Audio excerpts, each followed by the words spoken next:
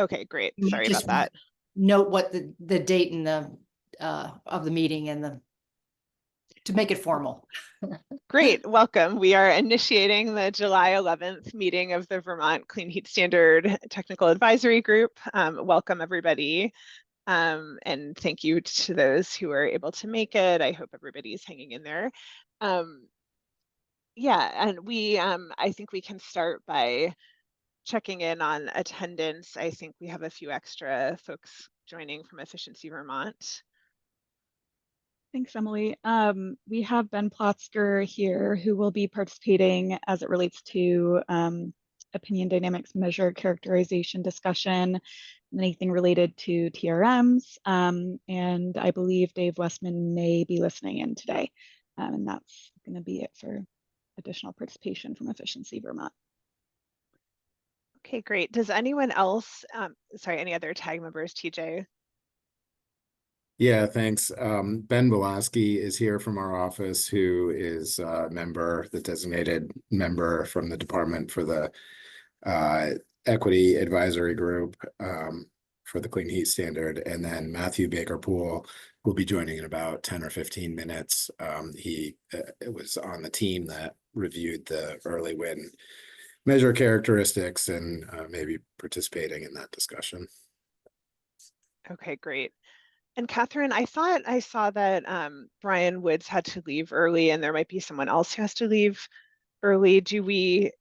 Will we not have a quorum as of noon? No, I think you're fine. And matter of fact, I don't see Brian. Is Brian with us yet? But we have a quorum without Brian, and I don't think anybody else has to leave early that I know of. Okay. Okay, great. Just wanted to double check. So we'll do a quick review of the agenda. We'll start by reviewing our minutes from the last meeting, have some PUC updates. Then we will have a presentation from Opinion Dynamics about the early win measure characterization deliverable. We'll take a break, and then we have a set of sort of outstanding issues that I think that various TAG members have raised that we're, I think, trying to kind of figure out how best to address them and where they might fit in, if they fit into the purview of existing subgroups or might warrant additional focus. So we're going to invite various TAG members to come on one by one and spend about, I think, 10 minutes each. Is that right, Catherine? Yeah. Kind of going through those issues. We'll have a report out from the Equity Advisory Group. We'll have public comments. We'll look ahead to the next meeting. Does anyone have any additions or modifications to this agenda?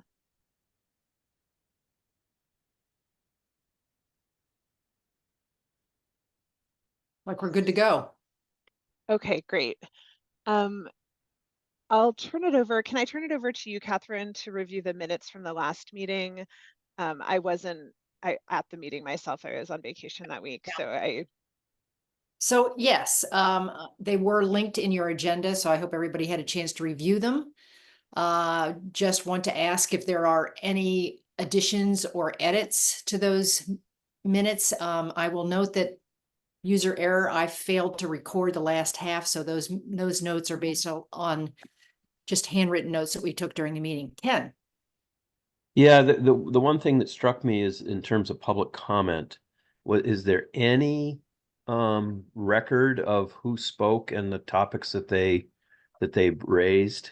Because that's a little troubling that we don't have any record of the public comments. I think there was one public comment at our last meeting. And I don't, we don't typically call out names of individuals in the minutes of individuals who in the public. But do we mention the topics that were raised? Deirdre, typically, do you add? I'll defer to you. I think sometimes I do put the comments that are in there, but not always. I would have to go back and look to see what is.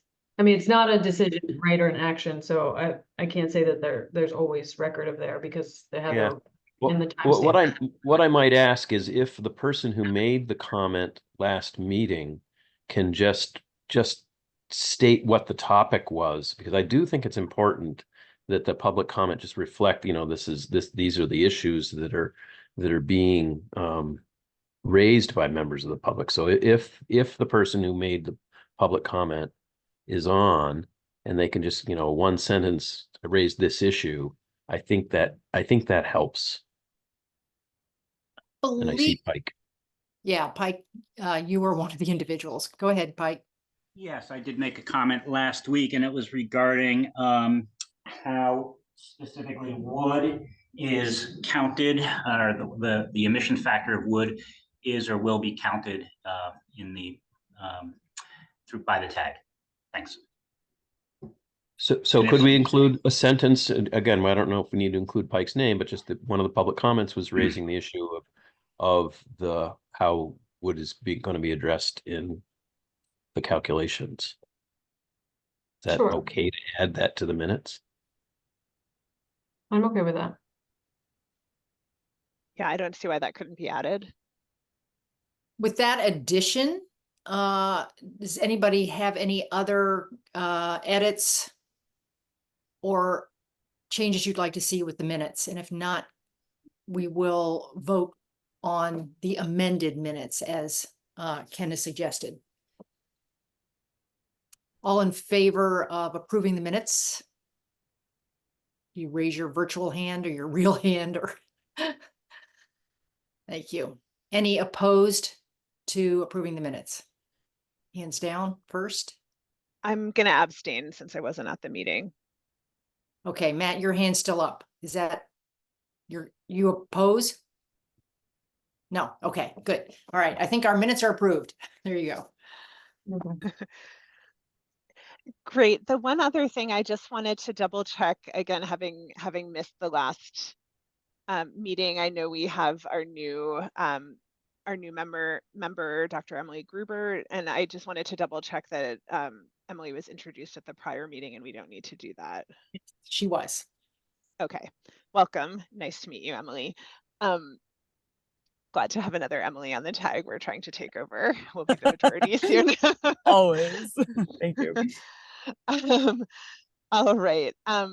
So I think with that said, if there are no other introductory items, we will move on to the PUC update from Deirdre. And welcome back, Deirdre.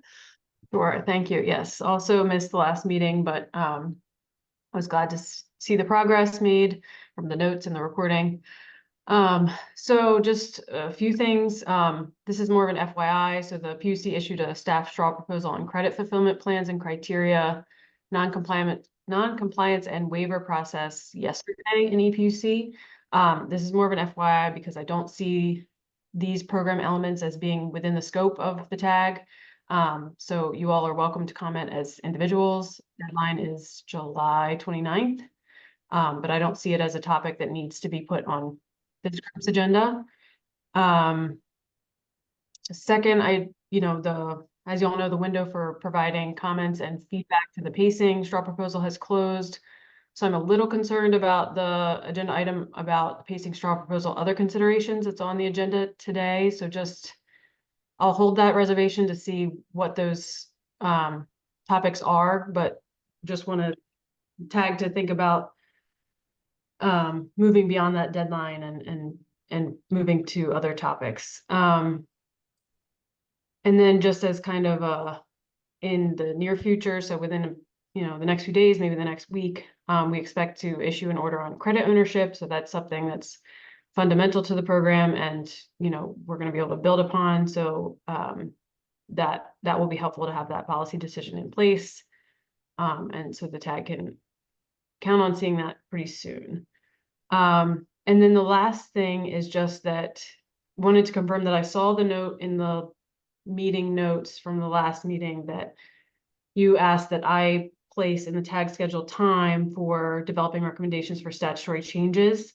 And I understand the need for that, but I would just ask that the tag look at the schedule and see what things can be moved around, because I'm a little concerned with the time left, what can move and what really can't.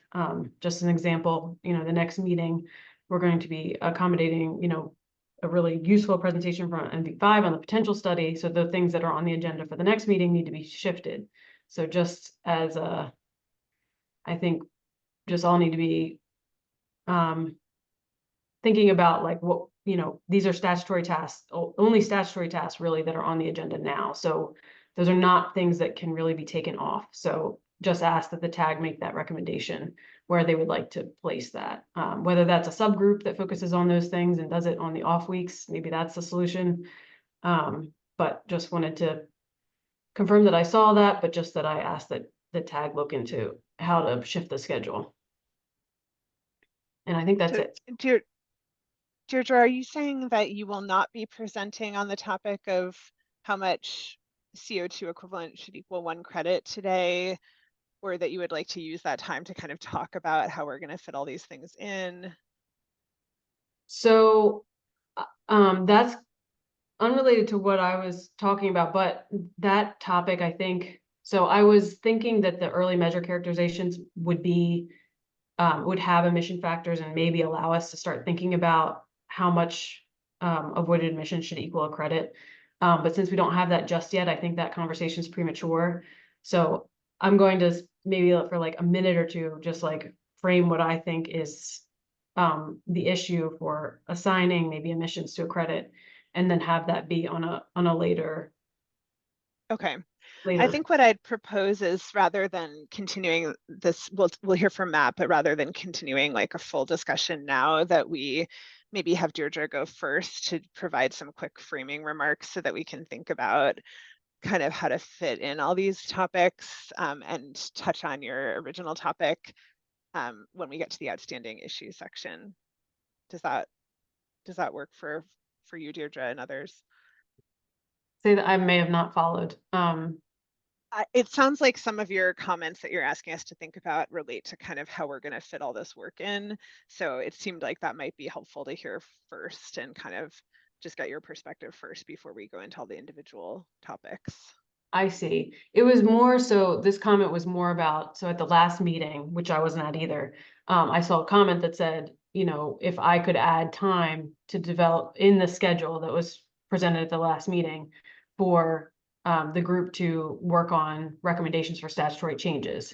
And since it's an additional separate thing, I just want either, you know, a few people on the TAG to think about where that fits well and where we can accomplish that. Yeah, that's so separate from the outstanding issues portion. Okay. Got it. Matt? Thank you. Just quick clarification questions for Deirdre. The order that's coming next week, is that going to be related to, you said related to credit ownership, will it be early action credit ownership or all credit ownership? And then the other thing is, we submitted comments, many people submitted comments regarding pacing. What happens with those comments in terms of turnaround from the PUC? Yep. So first thing, the credit ownership order. So it's premature to say exactly what it's going to address because it's going in front of the commission today. But my understanding is that it is for the program. It's not addressing early action credit specifically. Not to say that it's going to differ from the standard for the program, but and then for pacing, so that was partially the reason why I brought up the concern about the other considerations on pacing, because our understanding is we have all that feedback. And so the next step is for the PUC to digest all of the individual comments, TAG's feedback on pacing, and similar to, I think, you know, it would probably be an interim decision from the commission rather than going directly in the rule, but that's yet to be decided about the next step on pacing.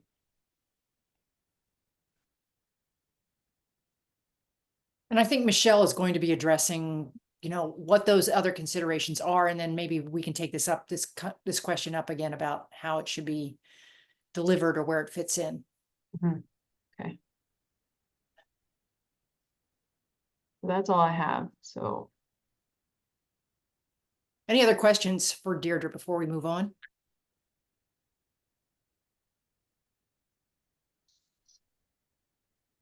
All right, let's go on to the early win deliverable from Opinion Dynamics. And I just wanted to check in. I know there was an ad hoc subgroup that met, I believe, on Monday, and Rick was engaged in that. I was not, but they provided some comments from the tag. Is that, I assume that's not part of the presentation today, but I just wanted to check if we need to kind of fit that in somewhere. Yes, it's accommodated in the agenda as following the presentation. So Okay. we follow up with any questions that aren't directly addressed in the presentation. Okay. But Great, the presentation will not directly, because we gave it to them just as they were sending us their presentation. So understandably, they are probably not going to be able to respond to all the comments. Okay, well, somebody, I'm ad-libbing here because I'm seeing from Joe Plummer in the chat that they're having a technical issue and lost audio. So hoping that Opinion Dynamics can do a screen share and come Can you all onto hear us? audio. Yes, Yes, we we can. All right, we're gonna And try to do this. screen sharing opportunity if you want to share your screen. Sure. Sorry about that. We're having AV issues in our conference room, but I think they are resolved now.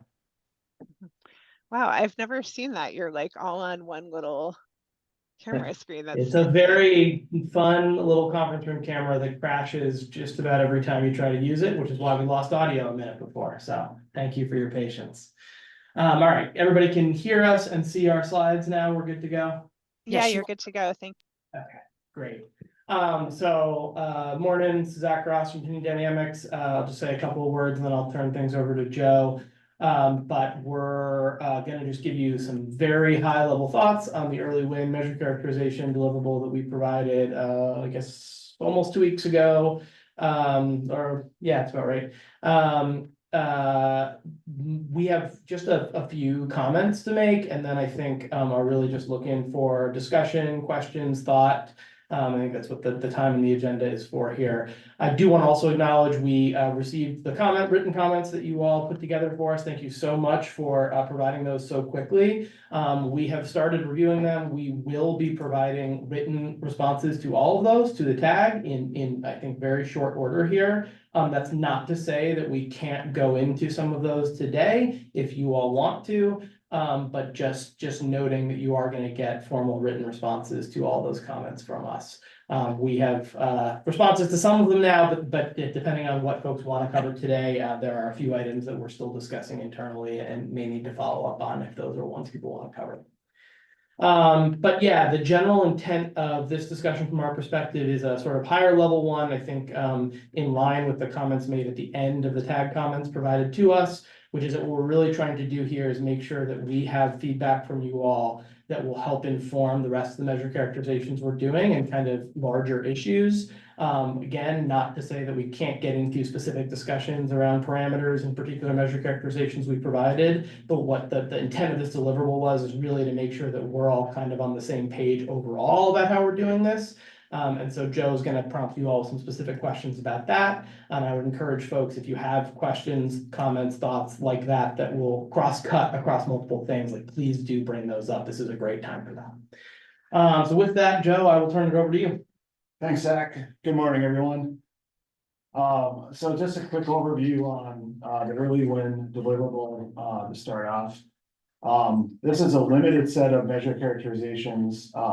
We deliberately chose measures that are well established in energy efficiency programs to share for this early deliverable. The purpose is to provide stakeholders an opportunity to comment on our overall technical approach, the comprehensiveness and the usability, so that we can incorporate feedback now before we get to the full set of draft characterizations delivered at the end of August. And this was mentioned in the memo as well with the deliverable, but our carbon emission factors are still under development, so we have not included those in these characterizations at this time. We will definitely be including them in the full set in August. Our general approach with these characterizations was to, of course, lean on our overall experience with energy efficiency TRMs. We also leveraged pretty heavily the existing Vermont TRMs, the efficiency Vermont TRM and tier 3 TRM specifically. Of course, looked at the Act 18 requirements and also incorporated guidance from the PUC and TAG that we've received to date on what these characterizations should look like. When a measure did exist in the one or both of the Vermont TRMs, we gave deference to it. So that we could align with existing programs to the extent possible. However, we did make updates to fill in gaps or to incorporate new findings or best practices that we felt were warranted. And we will include a supplementary document with the full set of deliverables summarizing the changes to the algorithms and assumptions in the Vermont TRMs that we made in ours, so that those changes are clear.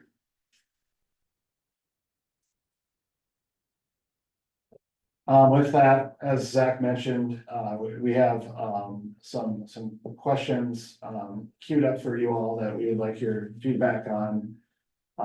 These are by no means the only questions that we'll entertain, but we would like feedback on these specific items, so we're presenting them now. The first is what is the appropriate level of granularity for these measures? Granularity relates to like what kind of data is captured or needs to be captured to measure the savings. In general, higher granularity provides greater accuracy on a per installation basis. But the more data that's required to be collected, the higher the administrative burden, which can make programs less cost effective and deter participation. The second question we'd like feedback on is how should the carbon equivalent reductions be presented? If you've had a chance to look at the measure characterizations, you'll see that there's a decarbonization summary section up front.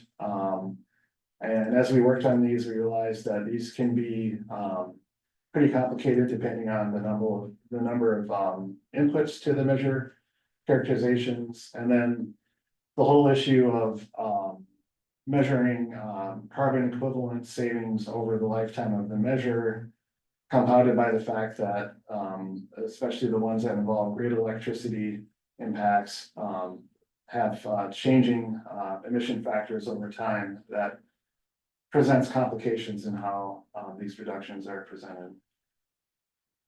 Finally, we'd like your thoughts on what units of measure are most appropriate for the emissions factors and the carbon reductions. We noted that Act 18 specifies that the emission factors should be in grams per carbon equivalent per megajoule.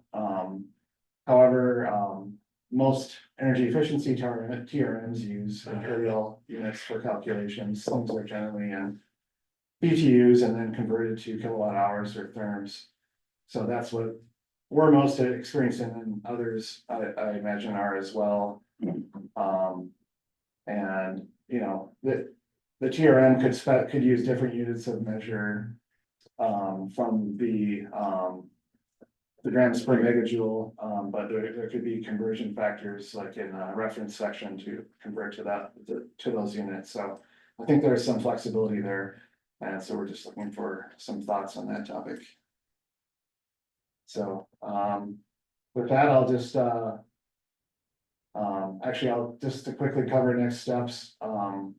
We'll of course take your comments and questions now live, but if you have additional comments or questions after this presentation, please provide those to Deirdre by the 19th. And that will allow us enough time to incorporate those in time for the final deliverable on August 30th. So we'll take live comments and questions at this time. We had planned to let the subgroup who had looked at this pretty closely go first. And I don't know if you want to go through each of the questions and just see which one of those that you're ready to answer now. If you have those in front of you, Joe, or you want the subgroup to raise questions? Yeah, so I don't have those in front of me right now. If the subgroup would like to just raise those, that'd be great. Okay. And I can pull them up if it's easier. Yeah, I don't have them open, but yeah, that'd be great. if You have them up. Okay. Okay. I'll pull them up and share my screen, Joe. Give me just 1 second. Sure. So we went through them, the subgroup went through them very methodically as they were presented in your report, sort of measure by measure. So maybe that makes most sense for us to do it that way. And if we just have a look at the questions, let you take a shot at answering them, and or deferring those answers till later, and then if the subgroup or other members of the tag have follow-up questions, we can take them as well. Sure, so we have started writing out our responses to these, and I think we can address a lot of these, but just know that these are preliminary responses, and that what we provide in writing might be slightly different, but I'll take my best shot at answering these. So with regard to the building envelope measures, yes, the square footage,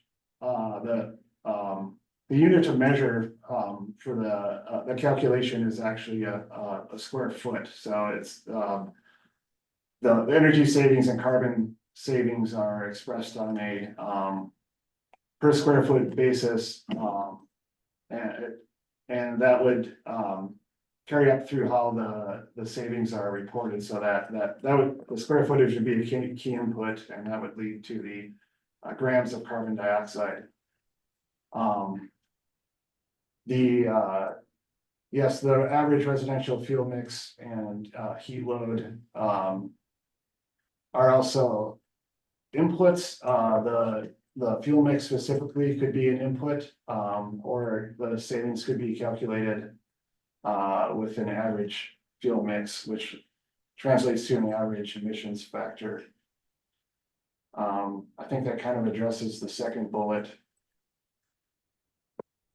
We should pause there and yeah. see if that response is clear to folks, or if there's further questions around that. Ken? Yeah, this raises the general question, because I know the way you present many of these is if the data is available, then you use it, let's say for the fuel use in a home and a building. If it's available, you use it. If it's not available, then you use the sort of default mix. But that raises just a big question for the overall clean heat standard process, and that is the assignment of credits. In other words, when a building is undergoing weatherization, does the applicant for the credits is the credit going to be different? That if someone provides more information, then they get a more detailed response, a more detailed credit calculation. If they don't provide the information, they get a more generalized credit, because I would game it. If, I heat my home with wood, therefore, if wood has a low carbon intensity value, then I won't tell you that I heat my home with wood, and you'll get to use the fuel mix, and therefore I get more credits. So this is a big, so this is going to be a question that when we are actually establishing credit values, that data that's required in order to have a fair system of establishing credits, maybe, and I think, and TJ and the Public Service Department folks can weigh in on this. I think for tier 3, they just use the fuel mix. Because that's kind of the least common denominator data, and you don't, no individual applicant has to supply the data. Everybody uses the fuel mix, but that's going to be a big question. And I don't know if, the consultants here, Opinion Dynamics, needs to weigh in, or whether this is just something that really needs to be posed before the commission as to the level of detail necessary in terms of data collection and therefore the credit characterization process. Ken, I would say I do have some thoughts if you want to hear them, but I don't know, based on, given what you said, I don't know if it's appropriate for us to share those, or whether that's really a broader question for the tag and the PUC. I always love to hear them, but I think from my perspective, right, I think what we're talking about here is a question around how implementation will actually work and how verification will work. And, this is not the same as an energy efficiency program, but, in energy efficiency programs, there's a pretty traditional model for this stuff where you develop rules about what you do or don't have to do. And then you have typically an evaluation or verification consultant who comes in and, studies what we typically call, right, the ex-ante claims, whatever the, maybe the DDA in this case, right, is saying about a project, and they study those however they see fit and verify what the results are. And they may make choices in that process, right? Do we just use the average fuel mix, or do we, when specific data isn't provided, do we do sample-based evaluation or something, right? Where we go look at a subset of projects and actually figure out, what was done in them. I think for what we're doing, we are trying to write this document in a way that is as agnostic to those things as possible, so that it provides both the opportunity to put specific inputs in, should that be the direction that the programs go, but also has defaults like default fuel mixes available in case the program isn't trying to go in that direction. And we'll happily take guidance from you all on that. I mean, if there's a decision that's made on that sooner rather than later, and we don't need to be, for example, specifying things in a manner that are flexible like that, we don't need to. But we've sort of anticipated that this is a question that's going to come up, and so want to make sure that our work is going to be usable no matter where this goes. So I don't know if that's helpful, but. Thanks. Let's move to Ben's question and then TJ. Great, thank you. Can you hear me, Catherine? Everybody? Yep. Great. Yeah, so just to give our feedback, I'm representing Efficiency Vermont, given our role developing the Efficiency Vermont TRM. If we're talking specifically on prescriptive programs, our approach to deeming savings would be using a mixed fuel baseline, assuming what the average residential market assessment data provides. And that really is to provide the lowest administrative costs to administering the program. So to really talk about the historical approach to weatherization within our TRM, it used to be a very much custom program where you get that data from the customer, run a custom calculation, and create an MMBTU or fossil fuel savings for that site. To later develop a prescriptive approach, you do lose some granularity and value, as Ken had mentioned, by creating a blended baseline, but that has huge administrative efficiencies in the purpose of a TRM, where you have significant uptake and low variability. And when you do this across thousands of installations, you come out to an average value.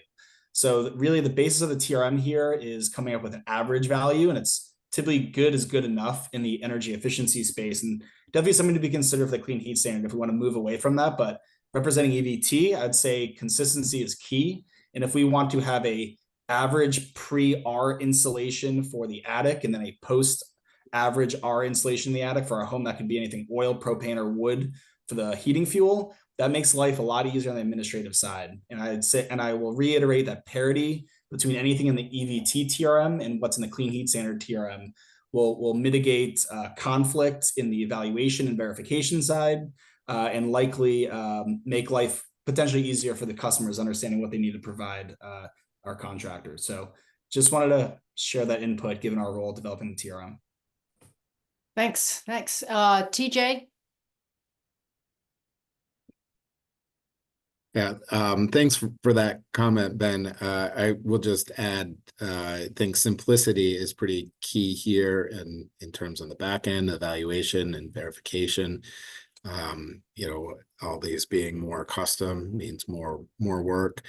I'm not sure. I don't remember, Ben, if you differentiate natural gas and then other fuels, given the structure in the state, that might be the one distinction that might be worthwhile in the clean heat standard to me, is to say, okay, if you're a natural gas building, you get this heated facility, you get this much savings. If you're delivered fuels, you get the building mix, or the statewide average mix. Sorry, I'm not speaking well today, but the average mix. And but anything beyond that, I think it, especially in the early years of the program, it could be a decision that we revisit in 5 or 10 years or something. But the simplicity of getting this going, I think, outweighs any marginal benefit of being more prescriptive. Ken, and then Emily. Yeah, so I just think this wanted to note, discussion, sorry, before Ken jumps in, sorry, my audio is messed up. I just wanted to note for Joe that we're looking at your screen right now, so you might want to take that down and we can just have a Q&A. Well, these are the Q&As though. These are the questions we're going to go through. Okay, I just didn't know if you were intending to share your internal notes. This is the Oh, document. you all are seeing this memo from the tag, Yeah, right? this is the tags memo. Yes, we are. I am now. I was seeing his OneNote Got it. meeting internal notes for a minute Oh, there. okay. Oh, thank you. Okay, Ken. yeah, so the earlier comments, TJ's and Ben's comments really, to me, bring up the credit ownership piece. And I know that that decision is going to be made this week, but because there is dollar value associated with credits, and individual building owners may be allowed those credits, then I'll say it's a little bit of a fairness issue that if you're assigning the dollar credit value to every building owner, but that calculation is based on this sort of blended rate.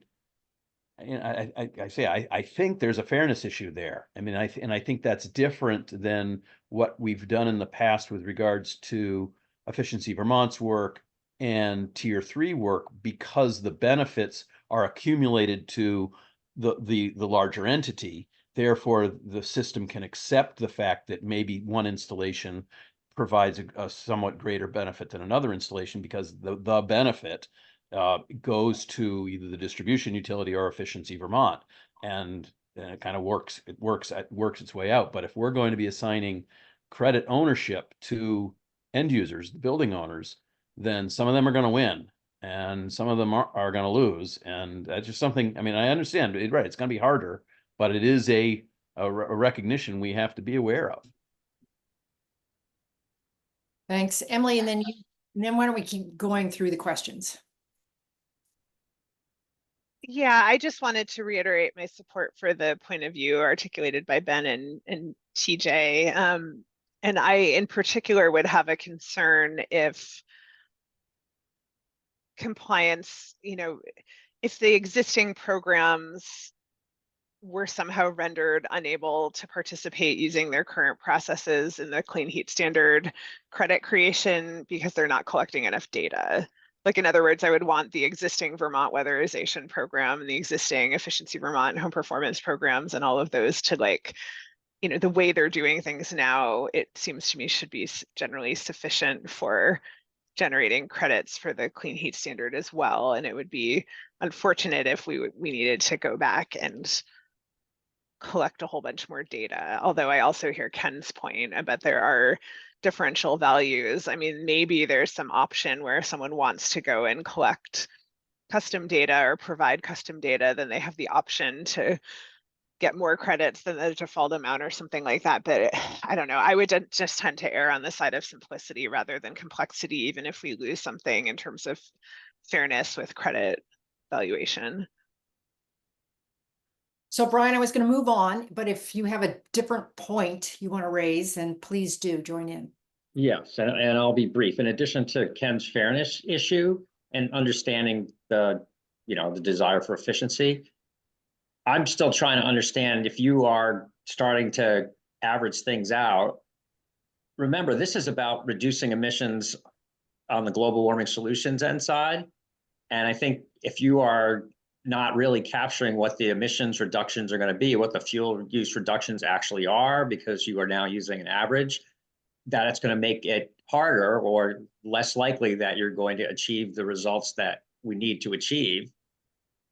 Or you need to be conservative, and then the program's going to cost more. I'm not saying that efficiency is unimportant. I heard all that, but I think that there's this other side of the coin that's some level of detail that reflects in what the actual fuel use and emissions reductions are going to be, so we can make that relationship is important to acknowledge. And Okay. California, I thought Floyd would bring this up. In the California program, like the defaults are conservative, and then it provides an options for low carbon fuel standard. There's default pathways for carbon intensities, and then you have the option of providing additional information to show that your fuel it has a lower carbon intensity. So there's a model for a default that's conservative that would give less credits, and then options to provide more information that would earn more. So I think this has been a discussion to your, ooh, I'm getting feedback to your point of what level of granularity might be needed, at least on this particular question. So yeah, let's keep moving through some of these and see how far we can make it.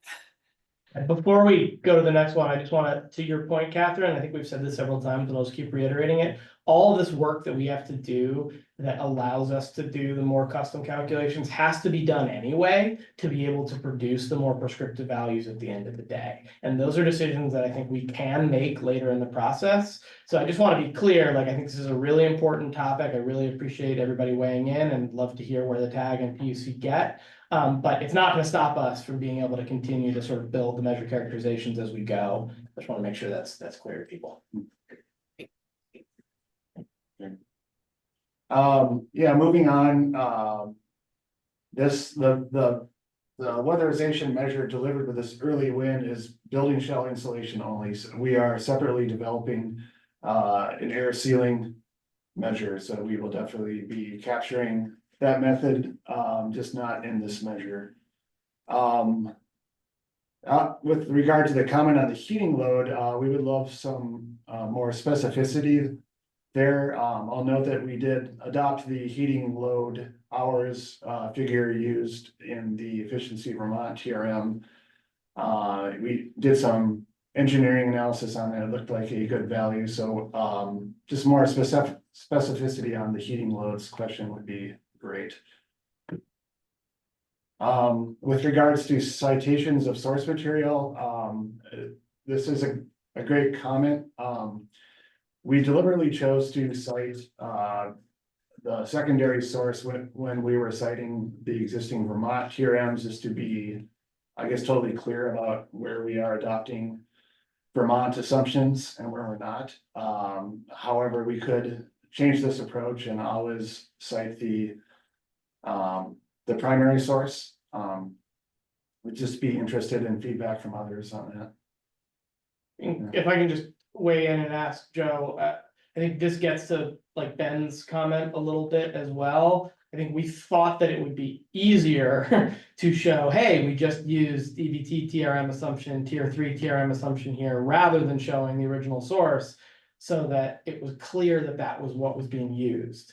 We can also do both. So yeah, it'd be really, really helpful to get feedback. Again, it doesn't have to be now, but on that particular point, whether you really do want us to go all the way back to primary sources, even in Vermont cases. Will we make the documents? Just my initial feedback is if you could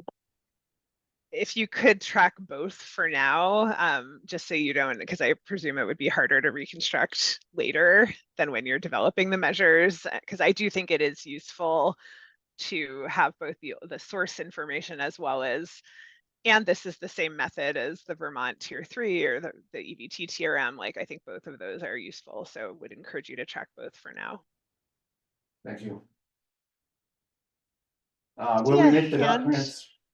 Raised, is that a member of the public, Catherine, or? Yes, I believe that's a member of the public. So just to reiterate, we take questions from the public at the end during the public comment period. So if you could hold off till then, that would be helpful. Go ahead. Will we make the documents we reference available? Yes, we will definitely do that. What sources of data will be used to perform weather calculations?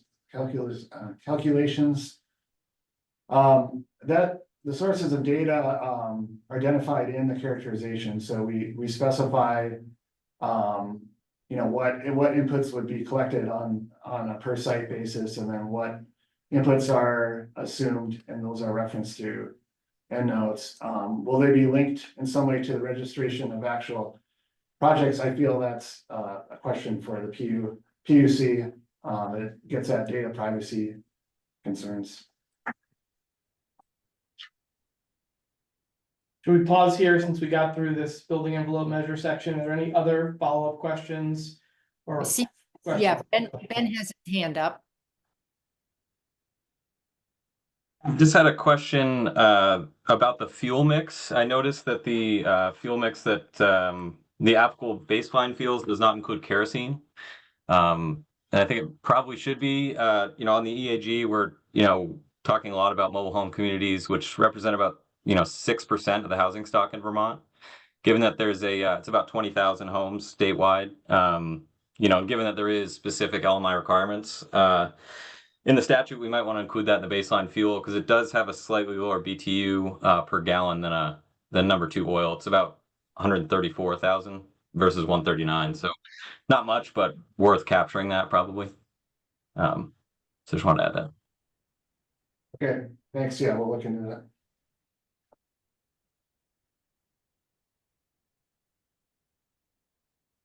Anything else? From the Should we tag move on members? to- I think you're good to go on then. Oh, so for the thermostats, with regard to the first bullet, we constructed the algorithm to kind of conform to standard practice, which does, in most cases, bases the savings on the hourly capacity of the heating unit, BTUs per hour, in other words. It does actually address the thermal efficiency of the house. If you have 2 equal sized homes, and one is well insulated and one is not, the unit would have to be, the heating unit would have to be, have a higher capacity, a higher BTUs per hour to serve the poorly insulated house compared to the well insulated house. So that's where the thermal efficiency of the house comes in. I can do the second one if you want. Sure, yeah. Cool. And on this second bullet around the lifetime emissions versus annual credits, this is a point that we were admittedly a little bit unclear on up until this week. We had a conversation with the PUC on this point on Monday that's clarified some things for us. So yes, we will absolutely be expressing the emission savings in terms of annual credits. I think we were not clear initially as to whether basically all of the lifetime emission savings would get realized as a credit at the time of the measure installation. I think it's clear to us now from talking with the PUC that the credits basically get doled out over time, right, in conjunction with the ongoing life of the measure. And so we will adjust to reflect that.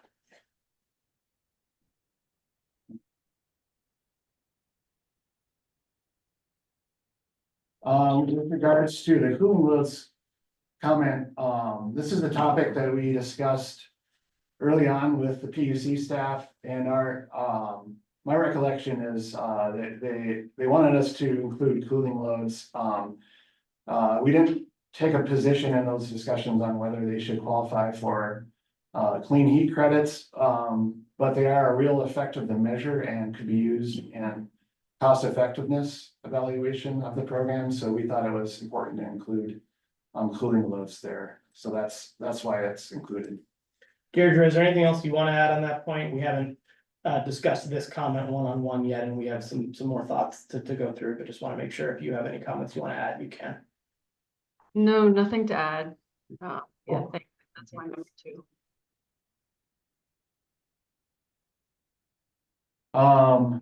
Oh, the question about our savings from the effects of advanced thermostats on fossil systems different from heat pumps? That's an excellent question.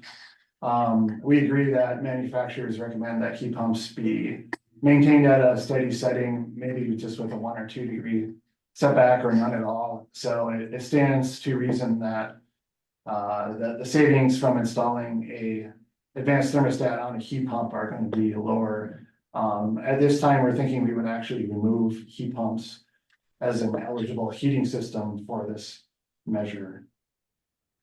And curious if TAG has any feedback on that. That's, something we're continuing to discuss internally. So if that sounds like a reasonable solution to folks, we'd love to hear that. But again, we'll respond in written form and can go back and forth at that point too. Zach, do you want to take the next? Sure. Ben, do you want to just weigh in on that while we're there? Yeah, my only feedback is if we are to deem the savings here, say for like a midstream program, we would want to include them, but then be able to derate savings, assuming that those heat pump options are not eligible for savings. So it depends if we want to go to the midstream distributor level, we would derate savings. That's my input. Yeah, we agree with that. If that's where we end up, absolutely. That's the appropriate way to do it. All right, there was a question raised by a member of the public about cycling of heat pumps in terms of marginal emissions. So I think that there are two pieces of this that make this a question that I don't think we're ready to answer at this time. The first one is this question may be a moot point related to the question we just discussed. If we make heat pumps not eligible or as a baseline system for advanced thermostats, then this is probably a moot point. The second point here is that we are still working, as I think we have discussed, on our electric grid emissions factors. And we'll be, we've already talked with you all to some extent about what we're doing there, but we'll be providing more feedback there in the near future. I think there's a remaining question as to the ability with the current methodology we have come up with as to whether we're even going to be able to sort of value the marginal changes based on time of day. So. Emily? I just wanted to note that I understand that heat pumps have different, you might operate it differently with the thermostat than a fossil fuel system, but there still may be some benefits from an advanced thermostat, including when to use the heat pump versus the auxiliary system and those types of controls, as well as potentially aligning schedules with kind of peak electricity rates and encouraging off-grid, heating, sort of off-peak heating and cooling. So it's a different algorithm, I would assume, for heat pumps, but it's not that there's no benefit. So I'm not sure that it really matters in terms of how it's being promoted, but I certainly wouldn't want to send the message that there's no possible benefit of using a smarter thermostat with a heat pump. Yeah, it's a good point, Emily. And I think, again, we're a little bit torn as to what we can really do here. There's a lot of different factors here. The first one is manufacturer recommendations are what manufacturer recommendations are. It doesn't mean somebody can't decide to control their heat pump in a different manner, right? There's nothing that stops you from hooking an advanced thermostat up to a heat pump and putting large setbacks in. You just may not get the benefits you're looking for from the heat pump or the indoor comfort you're looking for from a heat pump if you do that. So, we might in situ, right, actually see effects from advanced thermostat on a heat pump, but exactly what those are, is sort of hard to know. The second part is I agree with the rest of what you said. We are, as of now, and based on these comments, we're going to go do some more lit review, but we're not aware of advanced thermostat impact studies to date, especially not Vermont-specific ones, that actually tease out the effects you're talking about. I think we would believe that they're there, but I think this becomes a question of, exactly how good of a job can we do in something like this with the available information that we have and what the right solution is given that. I think we could do a research study on that point, but that's a totally different exercise than, where we currently are. Yeah, I think my instinct would be to take them out of the heat pumps out of this measure and potentially have some sort of like controls add-on to a heat pump measure that could get at some of the benefits specifically of improved control of the heat pump. But I would certainly, am not an expert in this, so would defer to your literature review and future conversation. We probably don't need to spend any more time now. Great, but no, I mean, we appreciate these comments very much. I mean, I think these are really good points that are gonna touch a number of different measures and really appreciate hearing these things now so that we can focus on them as we go. Any other advanced thermostat questions before we move on to the remaining measures? And I'm not sure we have as many responses to the remaining measures as we've had in the first couple. I think we still have a couple. Yeah, so. Sorry, is there a hand up? Brian had a question. Yeah, sorry, I wanted to go back to the response on the heat load question. I wasn't on this group, so I don't remember who brought this up or how it got here. But I understand your answer that for an equivalent size building, the heat load's different if it's insulated and it's not. But then you went on to say that, and so the heating unit would be sized based upon that. I guess that might be true for a lot of new energy efficient construction, but at least at my level of understanding, a lot of these systems are oversized anyway. And so the building envelope actually is important, and you wouldn't account for it just from the capacity of the unit. I'm happy to invite someone from the review group to provide more detail, but I'm not entirely sure that an approach that relies strictly on the hourly capacity of the heating unit captures enough detail here. Yeah, I mean, yeah, it's an excellent point, Brian. I can just say that sizing practices vary by contractors. I mean, there's whole programs that are designed to encourage proper sizing and other quality installation practices.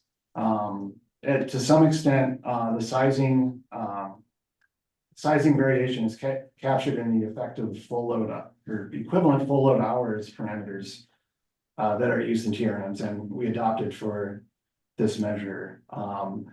In other words, like a unit that is oversized would have lower equivalent full load hours than a unit that is properly sized. And so the equivalent full load hours kind of ideally, they take into account those variations and arrive at kind of an average sizing assumption. So.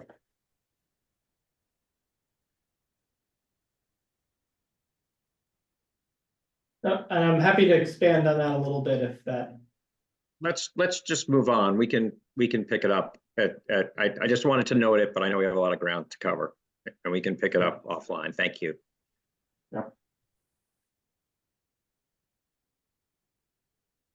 So heat pump water heaters, the split between 55, less than 55 and greater than 55 is that reflects Code of Federal Regulation standards for the equipment.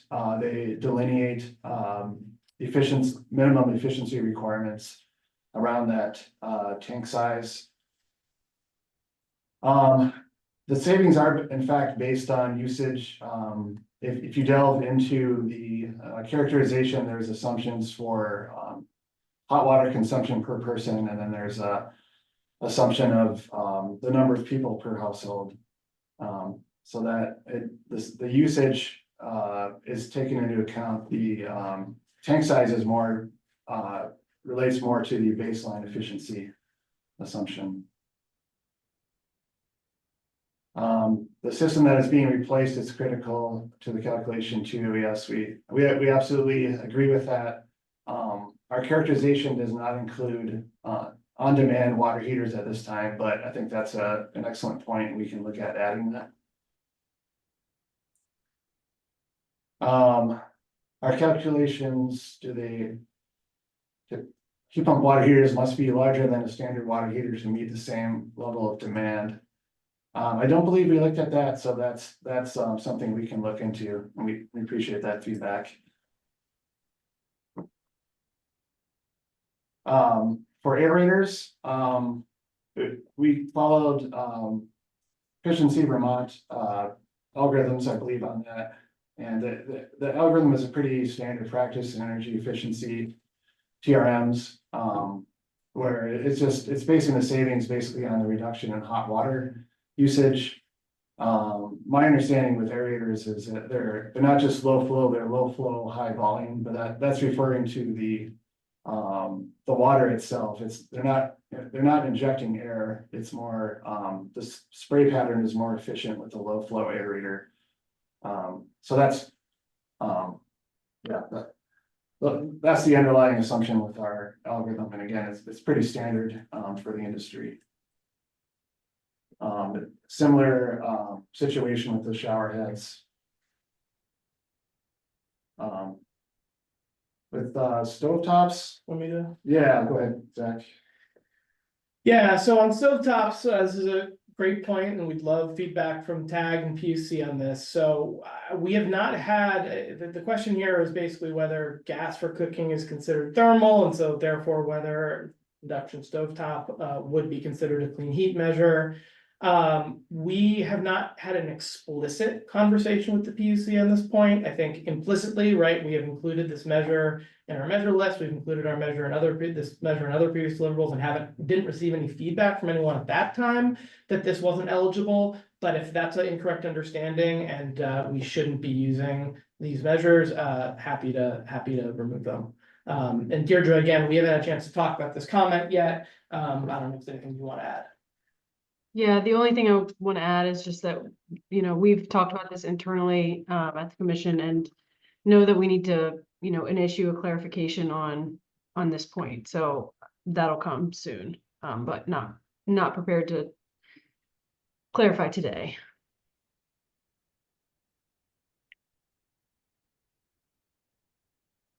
Oh, and then measure cost.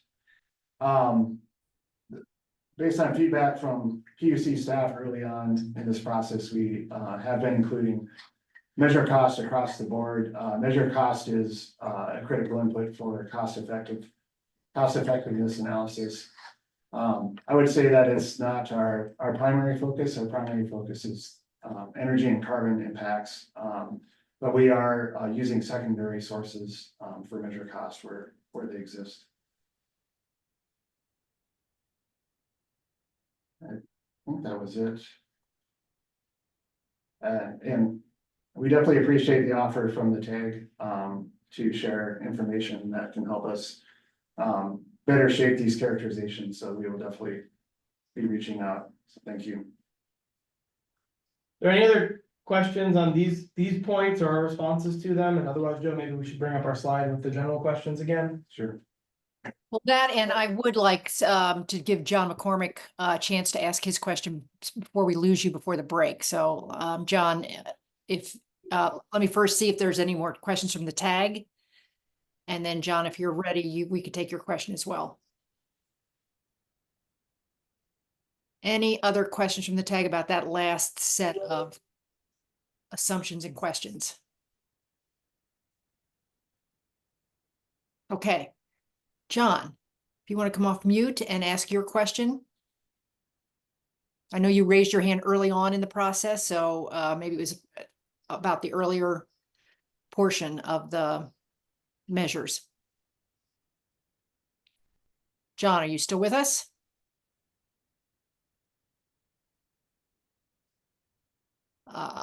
If you can't control your audio, you could put your question in chat. I'll invite you to do that.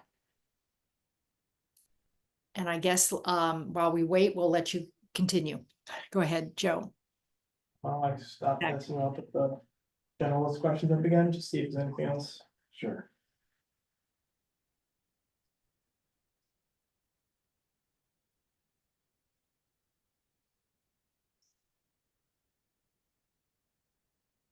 Not sure. Let's try.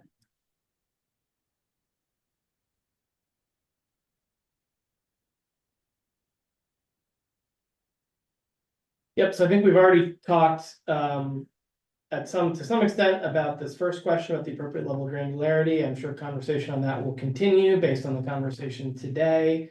We welcome any additional guidance on this point, but again, just to reiterate a third time, I don't think it stands in the way of us progressing in our work now, and I think it's something that we can work out even after the first full draft is delivered. I think this is stuff that we can do between draft and final. Obviously, if guidance is available before then, that would be ideal, but not needed.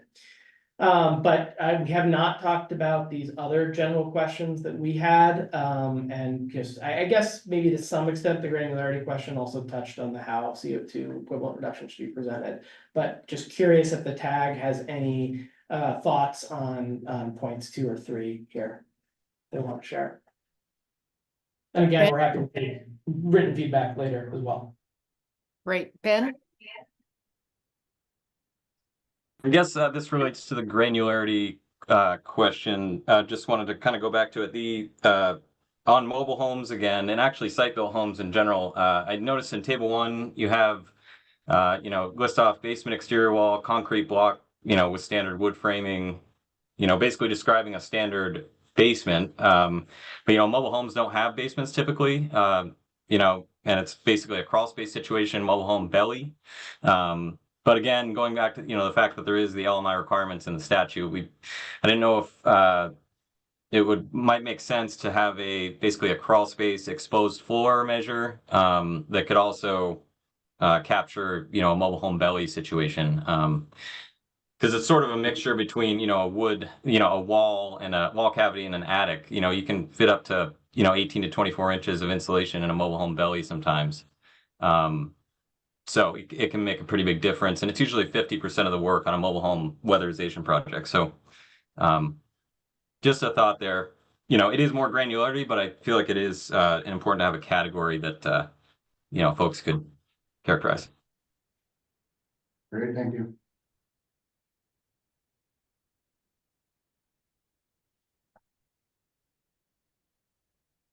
Yeah, TJ and Floyd. TJ first.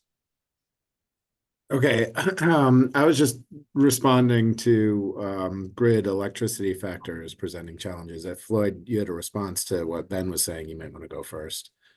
No. Okay, so yeah, I guess my feedback there, I think, would be we could have we should have a projection of what we expect, given the new renewable energy standard, what we expect the GWUSA accounted for emissions profile of the electric sector to look like. We can just, if Opinion Dynamics doesn't have that already, we could provide it, but and then I think there's a question for implementation for the PUC and the tag of how that gets a measure. I guess we could just have that schedule, and if that schedule somehow changes, we could update the measure characterization for future years, since they're going to have annual. There's a lot of measures that may be annual, or it could have a different value as the grid gets cleaner, and that may work. Really our grid's pretty clean right now, 90% to 100%. So it probably doesn't make a huge difference in the measure calculation. So whatever we provide, I wouldn't, once we provide one, I wouldn't sweat over changes too much. Yeah, so thank you, TJ. And again, to be clear, we are, I think, up to speed on what's going on there, and we are developing a schedule, an emissions factor schedule for grid electricity that will be annual. I think this question is really about presentation, and I think your response gets to it pretty well. I think we're trying to think about, so if we have 30 years of grid electricity factors that change, maybe they don't change a ton, but they are changing, and we're trying to show the carbon reductions for the measure, it's going to be pretty unwieldy to have a table in there, right, that shows 30 years of different carbon reductions under different grid electricity situations. And I think what I'm reading between the lines of what you're saying, but I think maybe we just, instead of having to show every single year, we've read the backup data, you can do those calculations. We show the first year, right? Like the first credit, and we show maybe a range or something like that, right? Of and this will decline to X at the end of the measure life or something like that. But maybe we don't have to, for every measure, have a table that has every single year impact. as long as we provide the backup data to do those calculations? Right. I think I think we're saying something similar. So the measure would just have one value for grid electricity, like a measure installed in 2026 will have one value for its grid impact or offset, right? And so, but then a measure installed in 2027 may have a slightly different impact because the grid is getting cleaner over time. And so I think that's where I was speaking to, but I understand what you're saying also. Yeah, I think we're talking that's very helpful, and agree with your point there that then we can just sort of revise the measure characterization as we go. I think we're actually talking about something slightly different, which maybe is a good point to discuss actually. So we had assumed for, let's say, a weatherization measure, right, that's going to have a measure life of 30 years, that let's think about an electrically heated home that is going to have the grid electricity emissions factor be important there. We were thinking that you would use measure installed in 2025. For the first year, you'd use the 2025 emissions factor. For the second year, you use the 2026 emissions factor, so on and so forth, right? And presumably when someone installs a measure, I think we've talked about this with the PUC, they get to use the characterization available at that time, right? So if our emissions factor changes 20 years out, that person who installed the measure in 2025 still should be able to use the assumptions for credits that were in place at the time that they installed the measure. But what does that mean? Does that mean they use the 2025 grid electricity emissions factor for the entire life of the measure? Or does it mean they use annually changing emissions factors over the life of the measure based on the current understanding at the time the measure was installed? That probably sounded like word salad. Hopefully that was sort of intelligible. Yeah, I think so. I think I followed that and agree with it, that the measure installed in 2025 is one value for emissions, but it's based on the expectation at the time of what the future electric grid would be.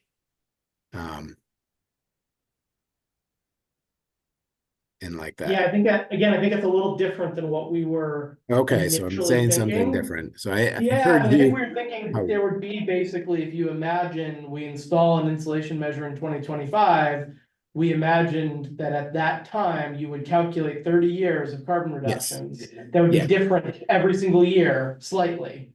Yeah. And so you therefore get different amounts of credits in every single future year. Which would require, that's the sort of presentation question here, is do you have to show that in the document? Or do you just show 1 year and provide all the data to calculate the rest of the years? Or do you just say, we're not going to worry about that level of, you take some average electricity emissions factor or something, and you don't worry about the change over time? I see what you're saying. It might be useful for us to mock this up in a sort of spreadsheet form or something, so folks can see the differences between what we're talking about. Right. Yeah, that could be helpful. I don't want to take too much time, but what I was thinking is you could just, you have an expectation of what that change over time would be, and just assume that when you install the measure in 2025 as our best guess, and then you just get that value for each year going forward, and kind of ignore the changes to the grid mix, because you're installing it in 2025 and the best information that you have, and let's just give credit for where credit's due for taking the action. And that's what we're trying to encourage. And so to kind of retroactively change the value of it, if it's a measure that you have to you get new value in a new credit in 2027, to retroactively do that seems, it puts some risk on the implementer for those changes you have no control over. And I think that gets too complicated. Yeah, I'll just throw one more complication into this. There are baseline shifts that will be associated with measures as well, and mixed fuels that are being used. And so it's probably a conversation that we need to have ourselves internally, and how we want to present it. Maybe it makes sense to mock it up. I don't want to head off the conversation, but my head's spinning as this comes up, and I hadn't thought about some of these things. And so I just feel like we could easily go down a rabbit hole. And yeah, I think as a follow-up to this question, TJ, we should put together just a quick spreadsheet to show you all a couple of different options, because I think you and I are still talking about slightly different things that are Yeah. very similar to one another and maybe don't make a big difference at the end of the day. But I think doing this visually will be helpful. So we'll pull that together and provide it as a response to this. All right, great. Thank you. Floyd. Yeah, thanks. So a couple of comments here on bullet 3. I'm inclined to recommend the emission factors be expressed in grams CO2 equivalent per megajoule for a variety of reasons, not the least of which is doing that is consistent with most, if not all, of the carbon trading programs that are out there. And it also enables kind of secondary and other sort of calculations based on that. And then the second comment is related to that, which is the granularity versus efficiency question. I would submit that as we go through these, when we're thinking about granularity versus efficiency, we really need to think about, what is the and I totally get, having worked in government, for several decades, I get the efficiency side of things, but climate change is best addressed through collective actions, right? And that means we, the various jurisdictions need to be as coordinated and harmonized and to the extent possible linked. And that requires consistent use of terminologies, metrics, currencies, that sort of thing. So in light of that, using the same sort of metrics such as gram CO2 equivalent per megajoule would facilitate down the road eventual harmonizing and potentially linkage with other jurisdictions, which then adds collectively to the effort to address climate change. Great, thank you.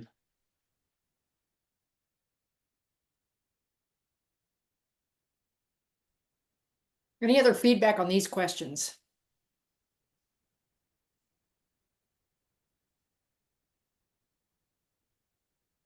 All right, let me check one more time, see if John McCormick is back with us and wants to weigh in on with his question. John?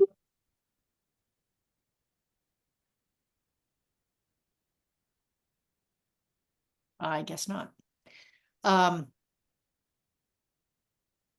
Okay, well, we're running a little ahead of schedule then, and really appreciate you going through all of these questions that I know you didn't get until the last minute, so I appreciate the time you took to review them and respond to them.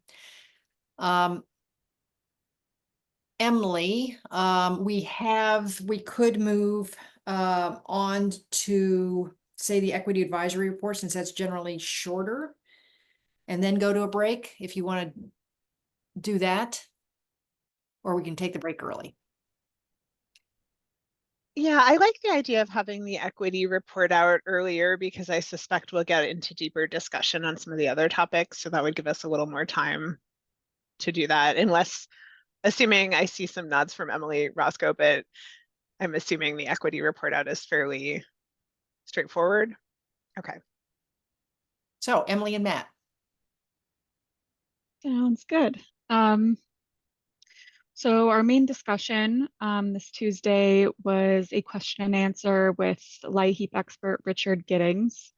So this turned into a pretty in-depth discussion around the LIHEAP program and the intersections of the Clean Heat Standard and how the Clean Heat Standard might impact the program. We then transitioned into a discussion, which is our first kind of initial discussion on this topic that's in depth on renters and rental homeowners, and began filling out notes in our draft report on this topic. The credit issues subgroup provided the larger EAG with an update. Their focus is on what will become the credit marketplace and exploring equity issues arising from the framework constructed for the functioning of the marketplace. And the topic top of mind is having multiple credit values. And then the public engagement subgroup also gave an update on their work, and the group will be focusing on producing written materials for the PUC, further recommendations for public engagement for the PUC and the facilitator, and then recommendations for implementation.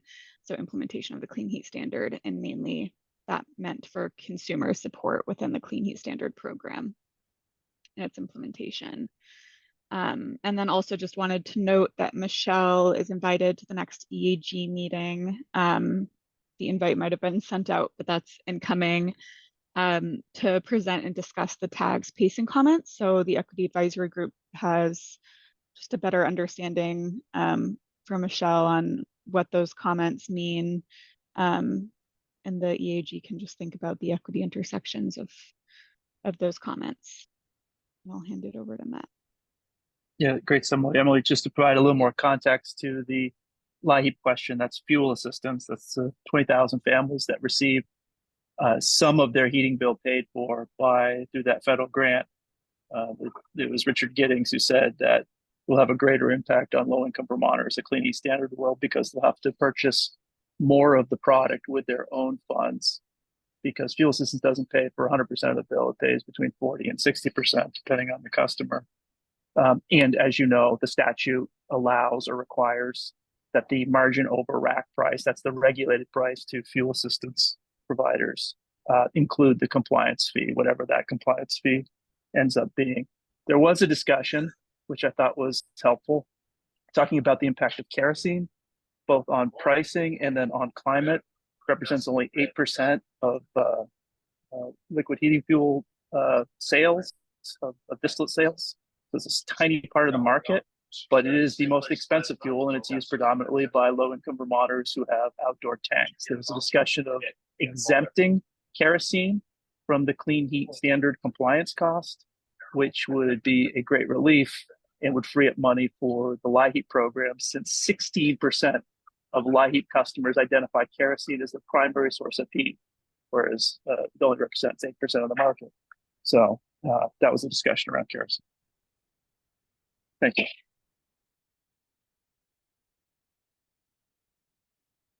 Any questions for either Matt or Emily? Ken? Is there any renewable kerosene?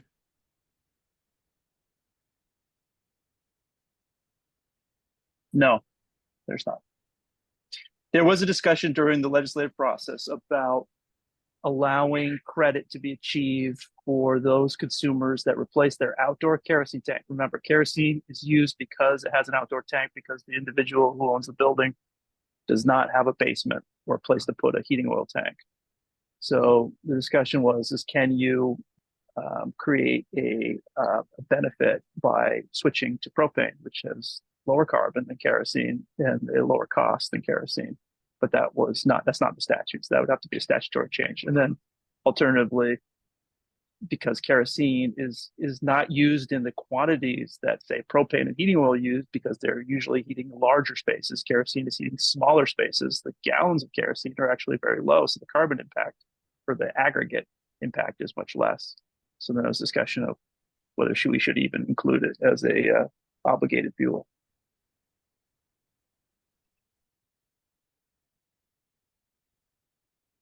Yeah, Brian?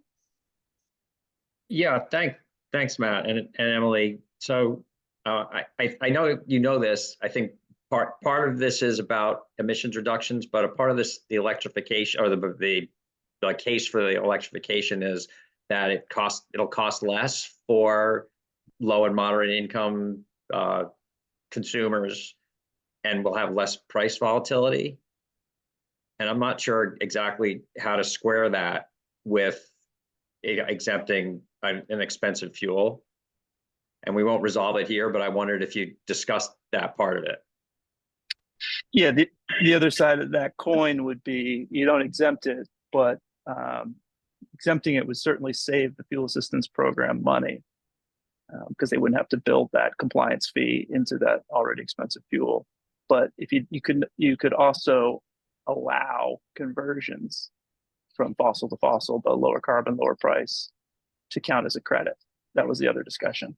So yes, you're right. The idea with how do you get people to use less kerosene exempting them from the higher cost would save money, but it might keep them using kerosene, allowing them to earn credit or obligated parties to earn credit by switching them from kerosene to propane.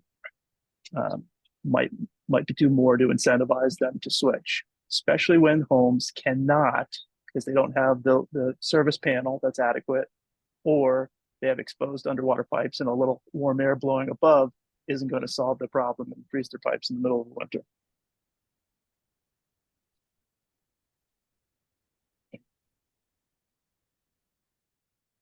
Any other questions? All right, Emily, I think we can go to our 10-minute break. Yeah, that sounds great. Thank you to Emily and Matt for front loading that update. I think it'll be helpful to have a little bit more wiggle room for conversation on the other topics that are forthcoming. So yeah, we can start our 10-minute break and come back at 11:10. Great. See everybody then. And Catherine will remember to restart the yes the recording. So we will pause some recording.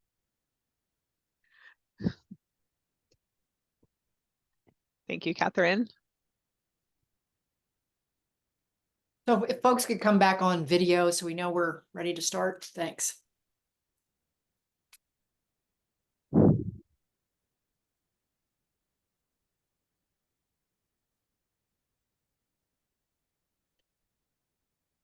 Catherine, would you like to tee up the next topic? I wasn't on some of the prep meetings, so if I may be missing some of the context for this part of the conversation. Yeah, well, I don't know if this is still a suggestion. You'd suggested that Deirdre go first, and she's going to be quick. And just wanted to alert people to what the issue is that she had put on the schedule. Do you want to do that, Deirdre? And then we can move to the more in-depth questions and see how much time we have left. Yeah, sure. That's easy enough. So I had initially put this on the agenda as a proposed agenda item because I think this question would help the program become like a little bit less abstract if we started to think about how much CO2e would equal 1 credit. But I want that discussion to be based on data and not just picking a number out of thin air. So I think we need more of the characterizations to have that discussion. But it sounds like opinion dynamics is really close to characterizing electricity, and probably one of, if we're thinking about not having measures be a really small fraction of a credit, if we were to base emissions for credit on the lowest impact measure, something like a faucet aerator, that should be characterized really soon. So this is just kind of planting the seed, starting people to think about it, but I don't think I think it would be premature to discuss it now. If anyone has any thoughts just off the top of their heads they want to raise now about this topic, I'm happy to hear those, but otherwise we can kind of just let that lie until we have a little bit more information. Ken?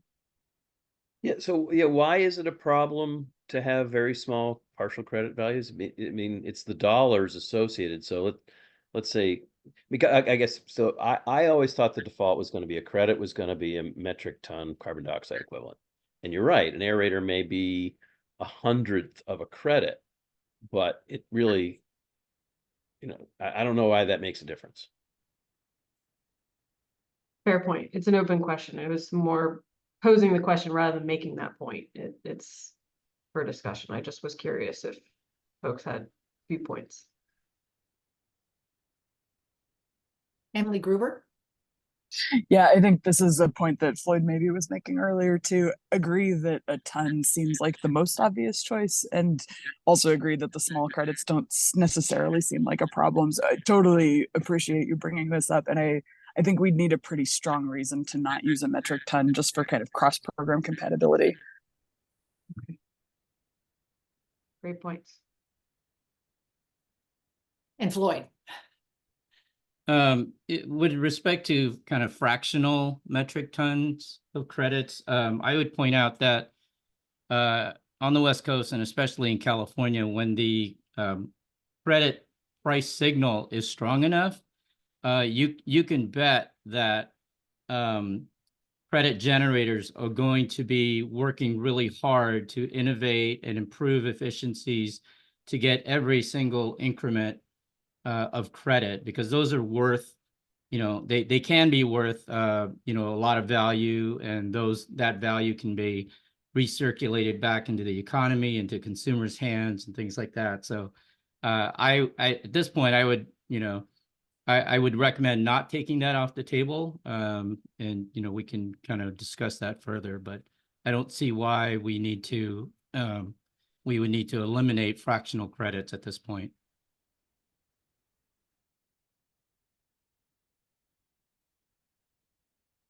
Yeah, I'm hearing a consensus to take this issue up a little bit down the line as we get a little deeper into the discussion of credits. And yeah, that's helpful feedback. Mhm. So the next issue was one that I asked Michelle to tee up for us. This was something that I think, Brian, you raised at our last meeting at the end of our discussion of the straw proposal, or the comments to the PUC on the pacing proposal. And you may have something to add here too. I know you have to leave early, so let's move to that one. And Michelle, thank you for just teeing up what might be some of the outstanding issues that you wanted to cover.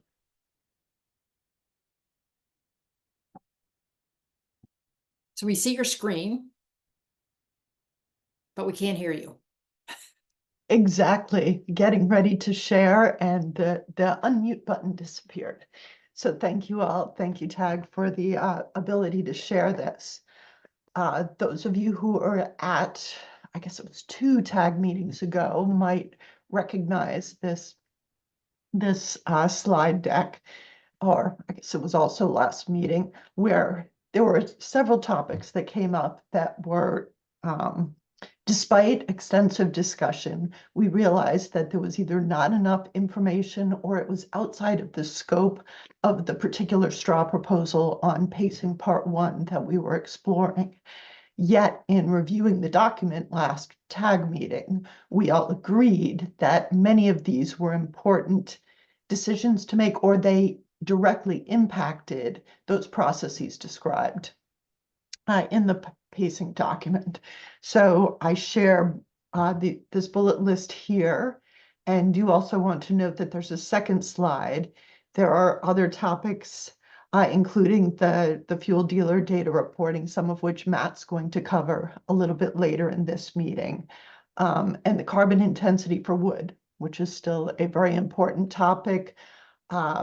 But for the way carbon intensity is defined right now, it's not included on that line. So perhaps we bring that up. I have these 5 bullets here, which were the primary topics of discussion. The 3 with asterisks next to them, as we discussed, do fall under future tasks that the PUC is planning to tackle with straw proposals, with decisions, with public discussion.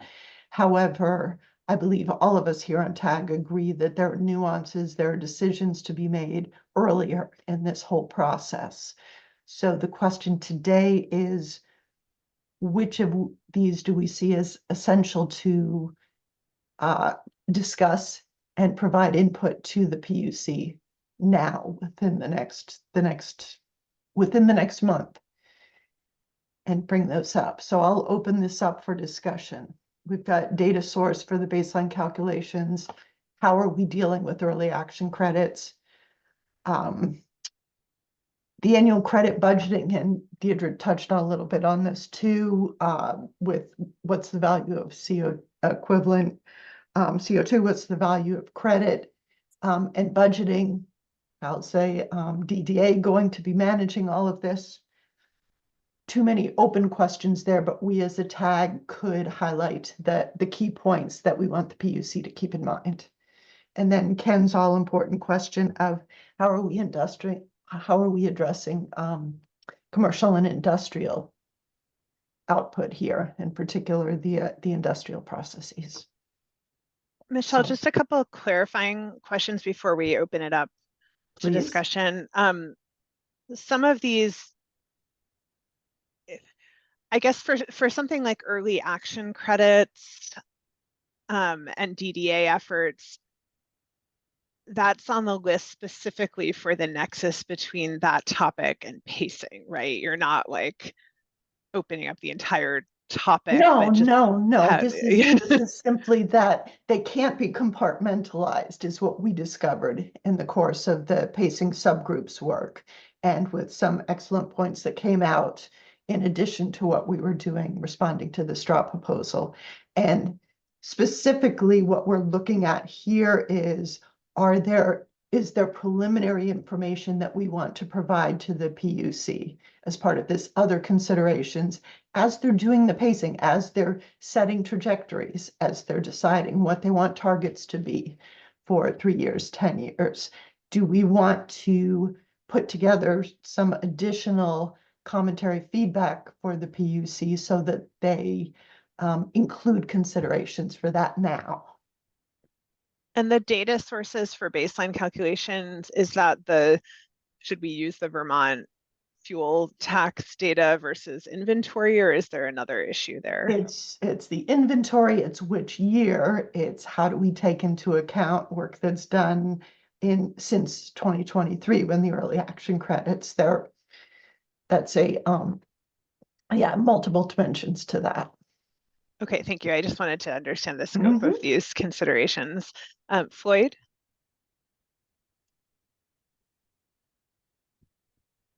Sorry, I didn't mean to have my hand up. Oh. So Brian, before you have to leave, does this cover the issues that you were raising in the last meeting? Yeah, at a very high level, I wasn't paying 100% attention because we're dealing with some flooding issues here. So, but I know I started to go into excruciating detail at the last meeting, and you appropriately curtailed my enthusiasm. So turned off the recording. I just well, I like to phrase it the way I did, Emily. But I think at a high level, Michelle captures it. It is the budgeting thing is complicated, and I think some of the sequencing is not ideal to be able to do this.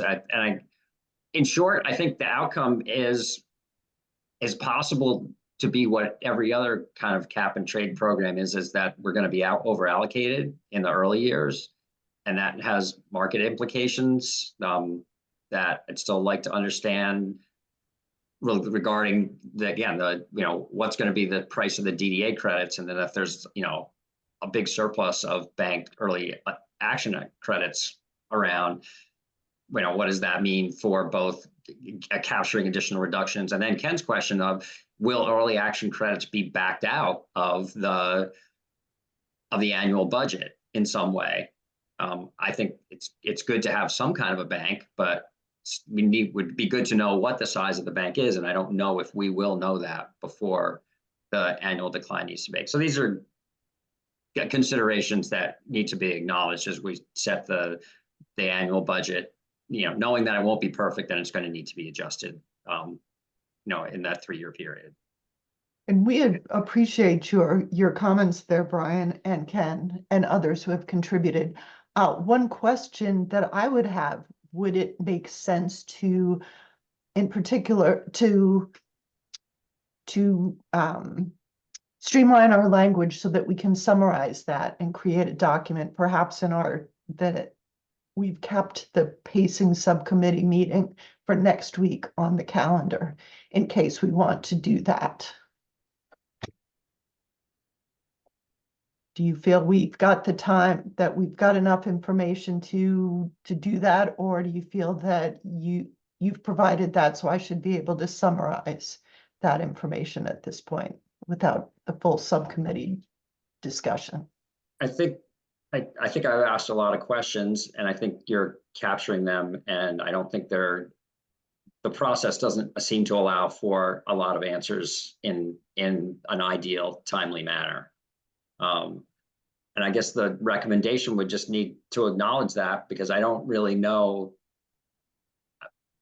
I don't know what the full recommendation on pacing in the budget's going to be from the TAG. Absent having some of this information beyond contextualizing that there's going to be this, this potential mismatch in the annual budget versus the amount of credits that are available, early versus what needs to be earned. And again, how that lines up with actually capturing emission reductions that'll show up in the inventory.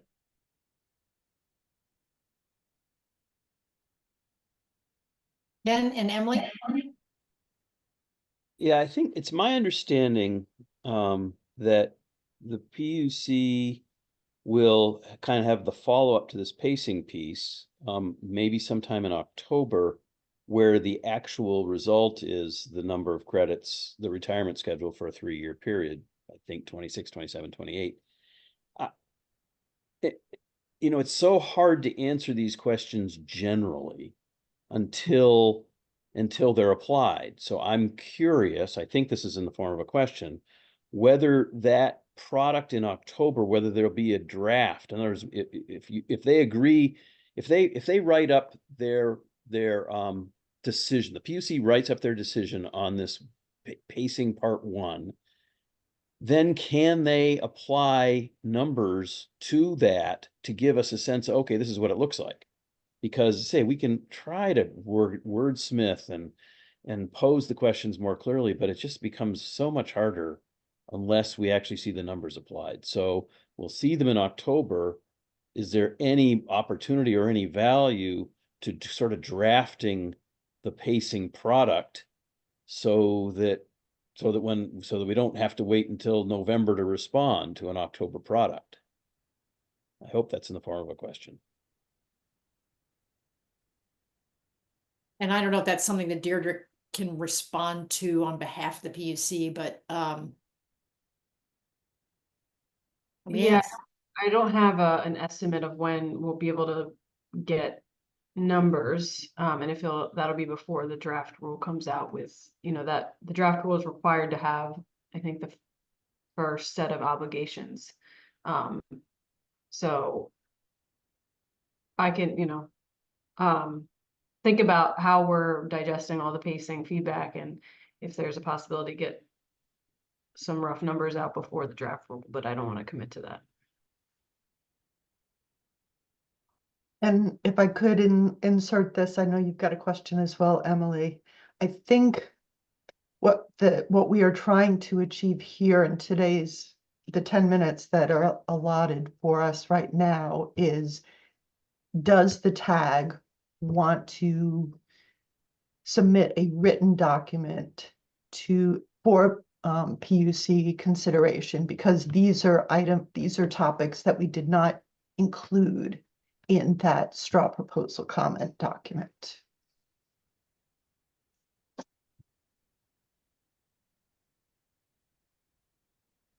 And just since I wasn't at the last meeting, so I can't see the conversation, are there solutions for these things, or is it mostly just these are issues that provide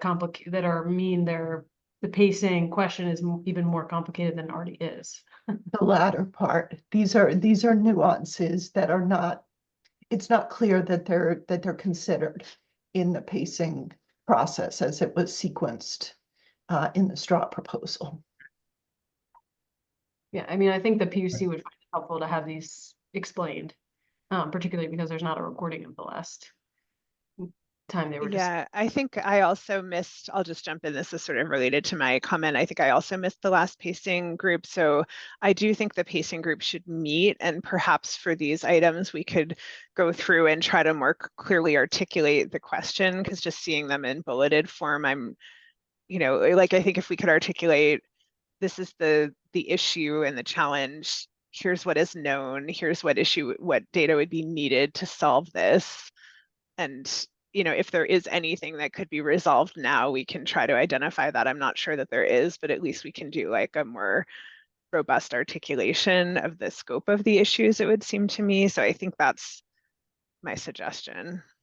And point well taken, Emily. The purpose of these bullets was, again, to identify which ones we wanted to prioritize. And I agree. I would like to, I asked Catherine to keep the next week's meeting on the schedule so that we could decide what sort of a document and ideally draft it. We do have notes. We don't have the recordings. I still use paper and pencil, so I've cut some notes from what was discussed and the email threads. Particularly for the DDA efforts bullet, I think, but I'm not positive, this relates to a question that I've had about kind of how we're crediting other efforts. So there's like a suite of things, just taking a step back, like a suite of things happening in the state that could change the amount of, that are changing the amount of emissions coming from the thermal sector, and therefore influence the amount of savings we need to achieve, greenhouse gas reduction we need to achieve through the Clean Heat Standard program. There's Efficiency Vermont efforts, there's the weatherization programs, there's Tier 3, there's Vermont gas programs, there's also things like codes and standards becoming more stringent, that it's not clear to me how those would be credited. And in prior conversations, like big picture conversations with RAP, in my brain, I understood this to mean like, that's all great and should reduce the amount that needs to be accomplished through the Clean Heat Standard program, because it doesn't all need to be on the Clean Heat Standard. And this could be accomplished by crediting those activities. And I remain very unclear about how that is supposed to happen. Some of it, like the Efficiency Vermont stuff, potentially could happen through the DDA process. I have no idea how you're going to handle the codes and standards piece, or if that's so I guess my question is, I'm not trying to resolve this, but like, is anybody clear, like, where is that addressed in the process? Is that assigned to a particular task or subgroup? Like, how do we think through that? Or is that something that would be useful for the pacing subgroup to take on? I'll start with, I just switched slides to where I had summarized how the PUC had broken out the various work tasks as they were going through their revised work plan. And many of the, as we discussed in pacing, a number of these things overlap, but they were following under some later steps. And that's one of the reasons, again, that we've got it in the pacing, because it was not,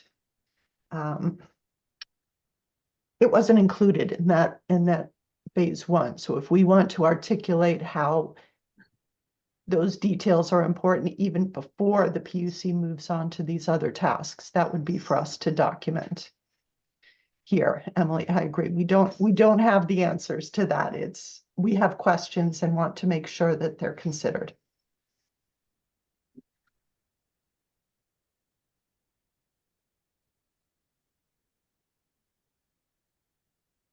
Any other feedback to Michelle before we move to the next topic? I think it sounds like you are going to convene the group, and essentially the TAG will delegate that conversation to you to bring back at the next meeting, or maybe 2 meetings hence. I'm not sure how much progress you'll make, but I think you're getting the blessing of the TAG to try to, at least articulate these as clearly as possible as issues that need to be addressed and considered. Thank you, Catherine, and thank you to the pacing subcommittee that continues to bring these points up. Okay, the next topic, I think, Ken, you're up on this one. You had suggested at our last meeting that we should get moving on the question of the reconciliation between the targets and life cycle emissions of clean heat measures. And I know you've been doing some thinking about that, and just wanted you to, first of all, articulate what that issue is, and then if you have some suggestions about how it should be addressed within the TAG, would like to hear that and open it up for discussion. Yeah, so I didn't put into writing, but I mean, I have it in front of me in handwritten form, a proposal. And a big factor in this proposal is kind of addressing the open meeting approach. So my proposal is that for the next meeting, I develop a reconciliation example. And the example would include reconciling the baseline year. In other words, this whole Global Warming Solutions Act requires a certain percentage reduction in greenhouse gas emissions. So if we go back to the baseline years for Global Warming Solutions Act and use the inventory number and a number that incorporates the ANR product on upstream values for carbon intensity on the fossil fuels, to then show, okay, that's what the baseline represents, and therefore the reduction to our target year of 2030, could do 2025, but go to 2030, and again, just use the carbon intensity values that include the ANR upstream report on fossil fuels. That's kind of product one, just to see what the impact is on the ton reduction requirement under the inventory approach versus under the life cycle analysis approach. Then the second piece is to do what I think is the simplest part of reconciliation, which is installed measures. And as a result of today's discussion, or kind of feeding off today's discussion, if all of the installed measures use blended fuel assumption for the replacement, then run through the reconciliation process of a set of measures, that have a certain ton reduction. And granted, these will be, kind of speculative, but it's not important that actual number, but it's the difference between using the inventory approach and assigning a carbon dioxide equivalent and the life cycle analysis for installed measures. It's my presumption that it won't make any difference if we use a fuel blend consistently across every installed measure. So again, but I think I can show, I think that's what's going to happen, and I can show that, which says, okay, for installed measures, if we always use fuel blend, an existing fuel blend, then that's going to, and it's a constant, then that shouldn't make any difference. But then the next example that I do, and again, just as an example, the delivered fuels will always make a difference. So that I'll just take a sample, maybe a sample renewable natural gas, a sample biodiesel, and run it through under my understanding of how the inventory is going to approach those, which could very well change. And I understand that. That's going to be one of the points that comes out. The inventory may address biofuels differently in the future. And that's an important thing to know. But how the inventory approach to looking at the emissions from a delivered fuel, a lower carbon delivered fuel, and the life cycle analysis. And I think that's where we'll see the difference. And again, the reason for doing this is not necessarily just to focus on the numbers, but to recognize, okay, the variables that influence those numbers are probably the variables that are going to be subject to the rulemaking by the PUC. So we can put a highlight on them. And again, we've discussed them generally, but I think having an example will allow us to have that discussion in a more concrete fashion. So again, my proposal is for the next meeting, I do it, and then get kind of the general comments during the tag meeting. It may not have to take more than 10 or 15 minutes, because probably there'll be a lot more interest in some more detailed question, and set up a work group that could then say, okay, this reconciliation issue has raised these particular issues. As a work group, we need to kind of get those questions, just as we've done with some of our other work groups. We've now identified some very specific questions that go to the consultants, that go to the PUC, that need to be addressed, so that a work group formed after next meeting could take a look at this reconciliation process and say, okay, these then are some of these specific issues we can articulate, hopefully clearly, that are going to need to be addressed as the rulemaking progresses. So that's my suggestion. And I say the reason I put it in that way in terms of an open meeting law is I know I could do this with a group of people, and it'd probably be a better product, but I think it'd be too hard to have a scheduled meeting and have the public involved in discussion about how I'm dealing with the variables. I'd rather just give you a sample, and you know, people can highlight, you know, hey, I would have done those assumptions differently, and that's fine. Maybe that'll be an important outcome. But I think I think it would take significantly longer to get a preliminary product if I had to, I'll be honest, if I had to work in a group. Okay, you got a question from Matt first. And could you clarify what you meant when you say blended product? Are you referring to a consumer who chooses two different methodologies for reducing their greenhouse gas emissions, or say that again? No, so as we, in terms of the early wind characterization, their default for each of those installed measures was to assign a blended fuel use to every user, so that they use 52%, I don't know the numbers, but 52% fuel oil, 21% natural gas, blah, blah, blah, blah, blah. And that's what's applied. And so if you actually apply that to every installed measure, then yeah, that's what I would intend to do. And I think what's going to happen is that it'll be a different carbon dioxide emission reduction when you use inventory versus life cycle analysis, but that ratio will always be the same, and it will be the same as the ratio when we look at the target, the Global Warming Solutions Act target, when we compare inventory approach to measuring carbon dioxide equivalents and life cycle analysis. Okay, so I'm just want to encourage folks to give feedback on the proposed process rather than getting into the details of what we think the outcomes will be. So TJ? Yeah, I appreciate the offer, and I think this is going to be critical to understand.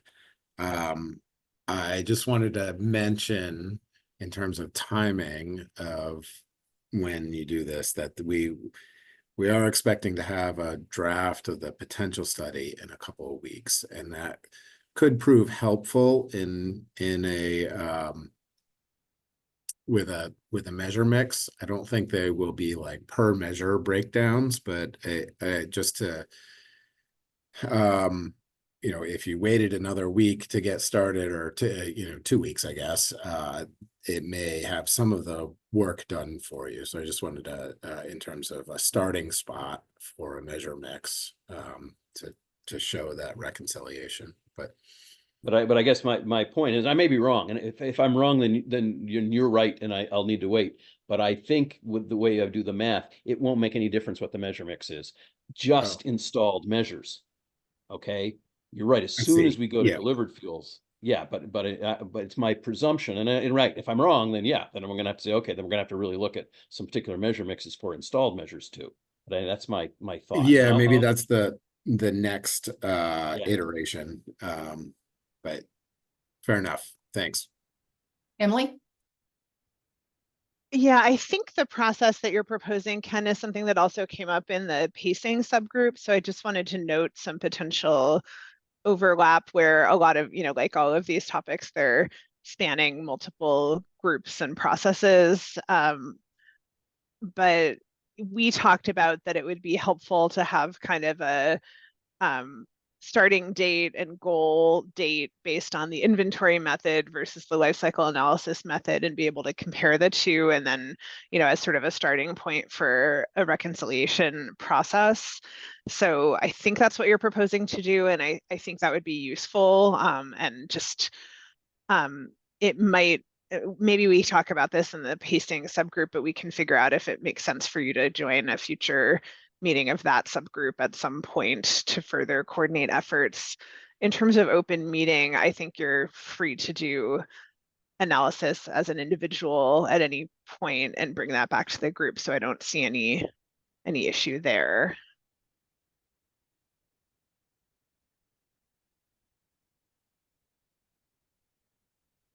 Any other input that you want to give Ken before he proceeds down this path? Or any concerns about how we're going to proceed? You're getting at least a fair amount of support on this, Ken. So I will say we may have a very full schedule. If you think it only takes 10 or 15 minutes, maybe we can squeeze it in next meeting, but let's see how we can schedule this in.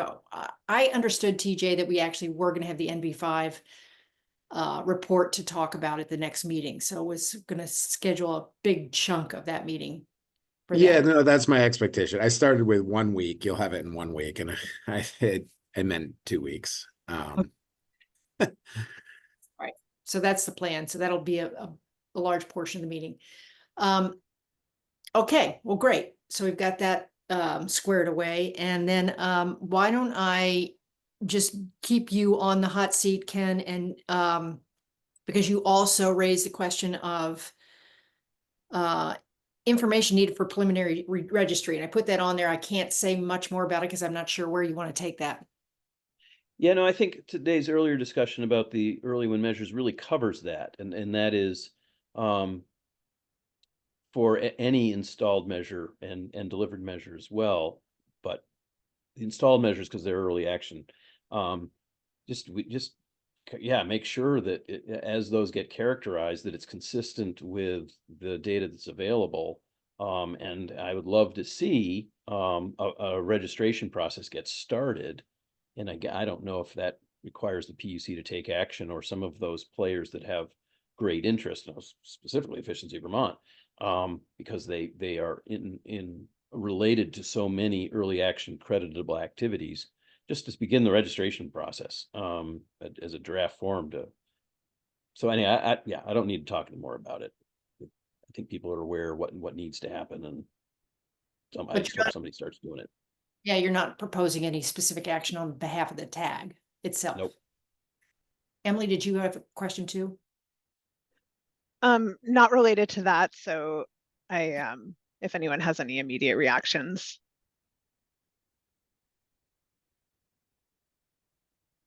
I'm going kind of back to Ken's prior proposal, but this reminded me of a question I had meant to ask Opinion Dynamics. So I was just checking. It looks like Joe at least is still on the call, but I kind of forgot to ask this during that presentation. But I have a question about when we are going to see recommended actual values for emission schedule and carbon intensity values for fuels.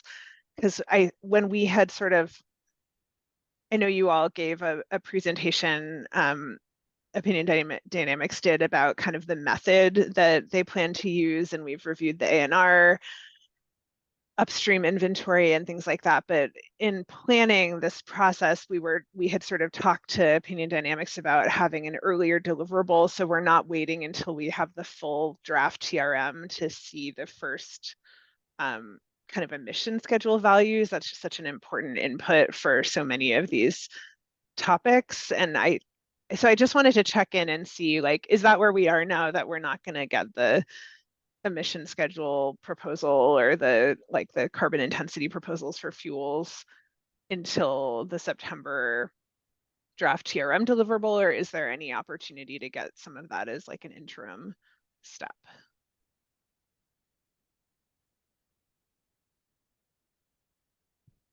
That might be a question for Opinion Dynamics or for Deirdre, but I thought I would just mention it now because it's sort of a process question that affects a lot of these other items. Joe is on mute. He may be multitasking. I don't know, Deirdre, if you have anything to add. I don't have a date from Opinion Dynamics of when they would have emission schedule values. But certainly we can provide an update on that at the next meeting. I'll make a note. Okay. Looks like I'm off mute finally. Okay. Well, there you Yeah, I can just say, yes, we are still intending to provide that, those emissions factors as an interim deliverable. And I can discuss with Deirdre and the rest of the team here at Opinion Dynamics as far as a more specific date on that, but I know we're working on providing that within the next few weeks. Great.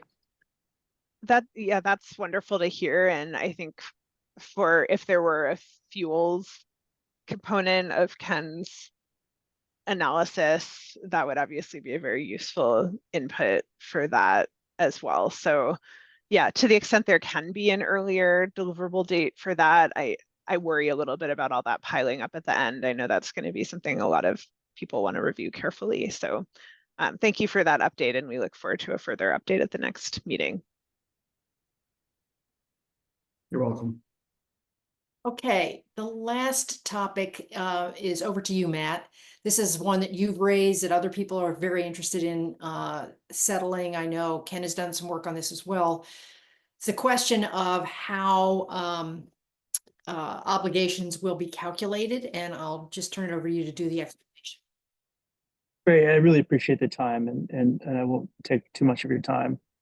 We spend a lot of time on TAG thinking about the other side of the ledger, the counting of emissions and the counting of clean heat credits and services, and very little time talking about the money, counting the gallons, the obligated parties, and the payments. That's fine, that may not be our mission. But I think it's really important to highlight, because I believe the other side of the ledger is what may cause this policy to fail, and fail in a spectacular way. And we will be filing such documents at the end of the month for the PUC. But let me outline it for you. This is not a problem with the policy. The idea that we're going to diversify fossil fuel sellers and install more clean heat measures and bring in more renewable fuels that reduce greenhouse gas emissions, everyone's on board. It's the actual function of counting those gallons, determining who's obligated, and figuring out when they pay for those gallons that were sold. Let me just bring you the scenario here. The average company, as you know from the University of Vermont Center for Rural Studies, it's just 12 people in it. The average heating fuel company says 2,000 customers, 2 million gallons. The sales of heating fuels, yes, are highly weather dependent, but they're also dependent on the luck, timing, ability for that individual retailer to obtain favorable pricing. It's really hard to sell $4 heating oil if your competitor is selling $3 heating oil. So that affects your gallons as well as access to labor, your ability to get drivers. So we're talking about an average company, small family company, 12 employees, 2 million gallons, that can vary by 20% depending on weather and other factors. So we know that if the legislature approves a clean heat standard in May of 2025, we're counting lots of things already, credits, early action credits, emissions, but the real counting counts on January 1 of 2026 when the obligation period starts. Those gallons sold on January 1, 2026 are not reported to the PUC until June 30th of 2027. At that time, the PUC will have a greater understanding of how many gallons during the prior calendar year that company sold. They'll be able to track that molecule because it may be sold 1, 2, 3, 4, as many as 5 times. So they're going to have to count multiple scales. It's not just the sales tax or the fuel tax or the tax data. They've got to figure out where that gallon, that carbon molecule came into Vermont, when it was sold, where it was sold, till it eventually went to the consumer. Deduct out the non-thermal uses and the sales that are sold to other states that come into Vermont that are sold to New Hampshire, Massachusetts.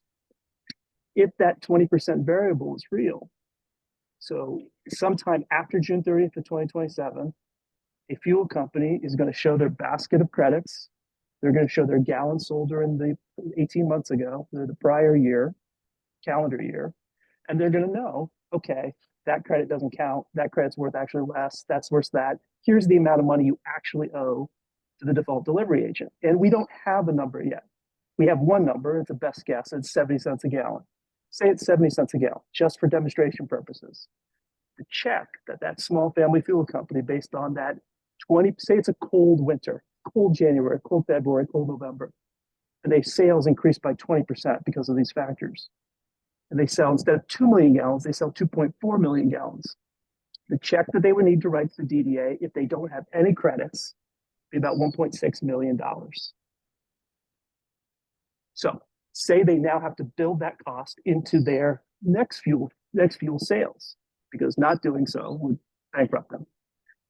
If they do that, and the weather is warm, 20% warmer, and then instead of selling 2 million gallons or 2.4 million gallons, they're selling 1.6 million gallons. Well, then that 70 cents fee becomes 95 cents. This first year problem is a big problem, and then it becomes a smaller problem, but it's still a problem. The problem, what this statute does, it's not a problem with the policy, it's the statute. The statute is fitting the unregulated fuels market into the tier 3 electric utility model.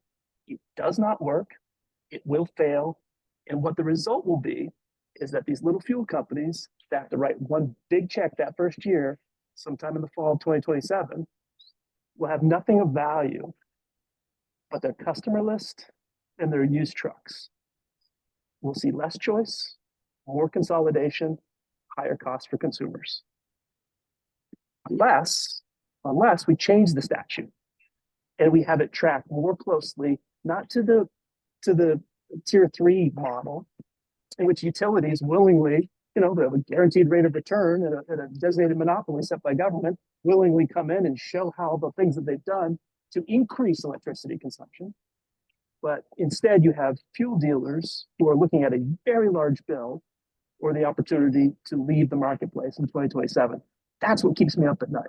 And that's what makes me think all the good work we're doing to count emissions and figure out services and equipment and fuels that reduce greenhouse gas emissions, an obligation to the 2020 Global Warming Solutions Act, it makes me fear that this policy will actually quickly escalate into a problem where Vermonters have fewer choices and higher costs.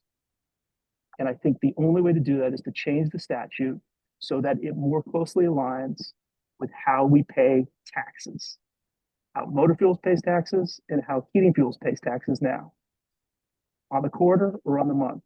But this 18-month look back, these companies may not be here.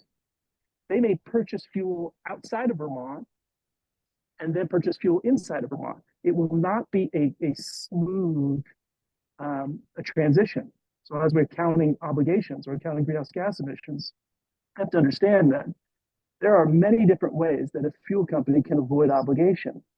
And the variability, depending on where they buy their fuel, is going to be extreme.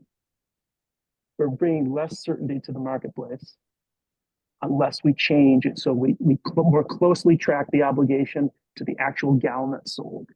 And that's how it happens in the unregulated fuels market. You can do it in the electric market, there's no question. We're doing it now with tier 3.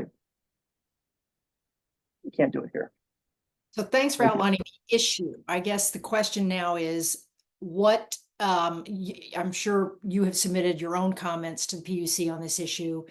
What would you like to see the TAG do and under what process in order to address this? At some point, there will be a list of ideas on changing the statute that would run parallel with a rule proposed by the PUC. I just ask the TAG understand that this is serious, this is significant. And while we may have to focus our entire time on counting emissions and clean heat measures, and I understand that's not our role to handle the enforcement and the counting of gallons, that's okay.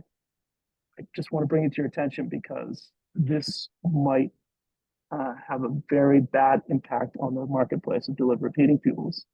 And it's not to say that what we're doing is not important or careful or thoughtful, but that other side of the ledger could dictate whether this has any meaning. And I see some real problems with the other side of the ledger right now. So one of the things that Deirdre has asked us to do is to figure out a place for those kinds of statutory changes, recommendations to be slotted into the overall schedule. I'm assuming you would rather have it see it sooner rather than later. But I also know that Ken, you've done some thinking about this, and I don't know if you have a suggestion for a specific process to take it forward or specific information that's needed to support a recommendation by the tag. Yeah, I guess it's a question to the PUC and to other tag members as to whether a topic like this should be a recommendation from the tag that and we have to be specific. And I have drafted some material to change the statute so that the credits required of any obligated party are based upon the sales for that period of which they're selling fuel. And yeah, but again, for the tag, it's a question, should that be, and for the PUC, should that be a recommendation that comes from the tag, that is a change in statute that improves the implementation of the law? I guess that's where I am, and I would vote for it, but I don't know if that's what a tag should do, what our tag should do, and whether the PUC has an expectation the tag does this, because I'm not sure who else would do it, who else would communicate that to the PUC. So my question to the tag is this a topic we should weigh in on? And my recommendation is yes. PJ? Yeah, I think these types of questions we have to tackle on a case-by-case basis. And I've said in this group before that this isn't a policy group. And we shouldn't be making policy recommendations. This question sounds like an implementation issue, which is different than a policy issue. If I understand the issue correctly, we have identified an implementation problem that will have these effects once implemented, and we could clearly articulate those and say, here is a solution that would mitigate the impact of those effects. And that I don't see that as a policy thing. So in this instance, I think I would support the tag doing it. But in terms of the process of how we go about it as a tag, I think we just have to make that initial determination on policy. And it's going to be a gray area a lot of times as well, on policy versus technical. I agree with you, TJ, and I think to the extent that are kind of diving into the weeds on this whole program, uncover key issues like the one Matt has raised that complicate or that likely need to be solved to enable successful implementation. I do think it's appropriate for the tag to draw attention to those issues.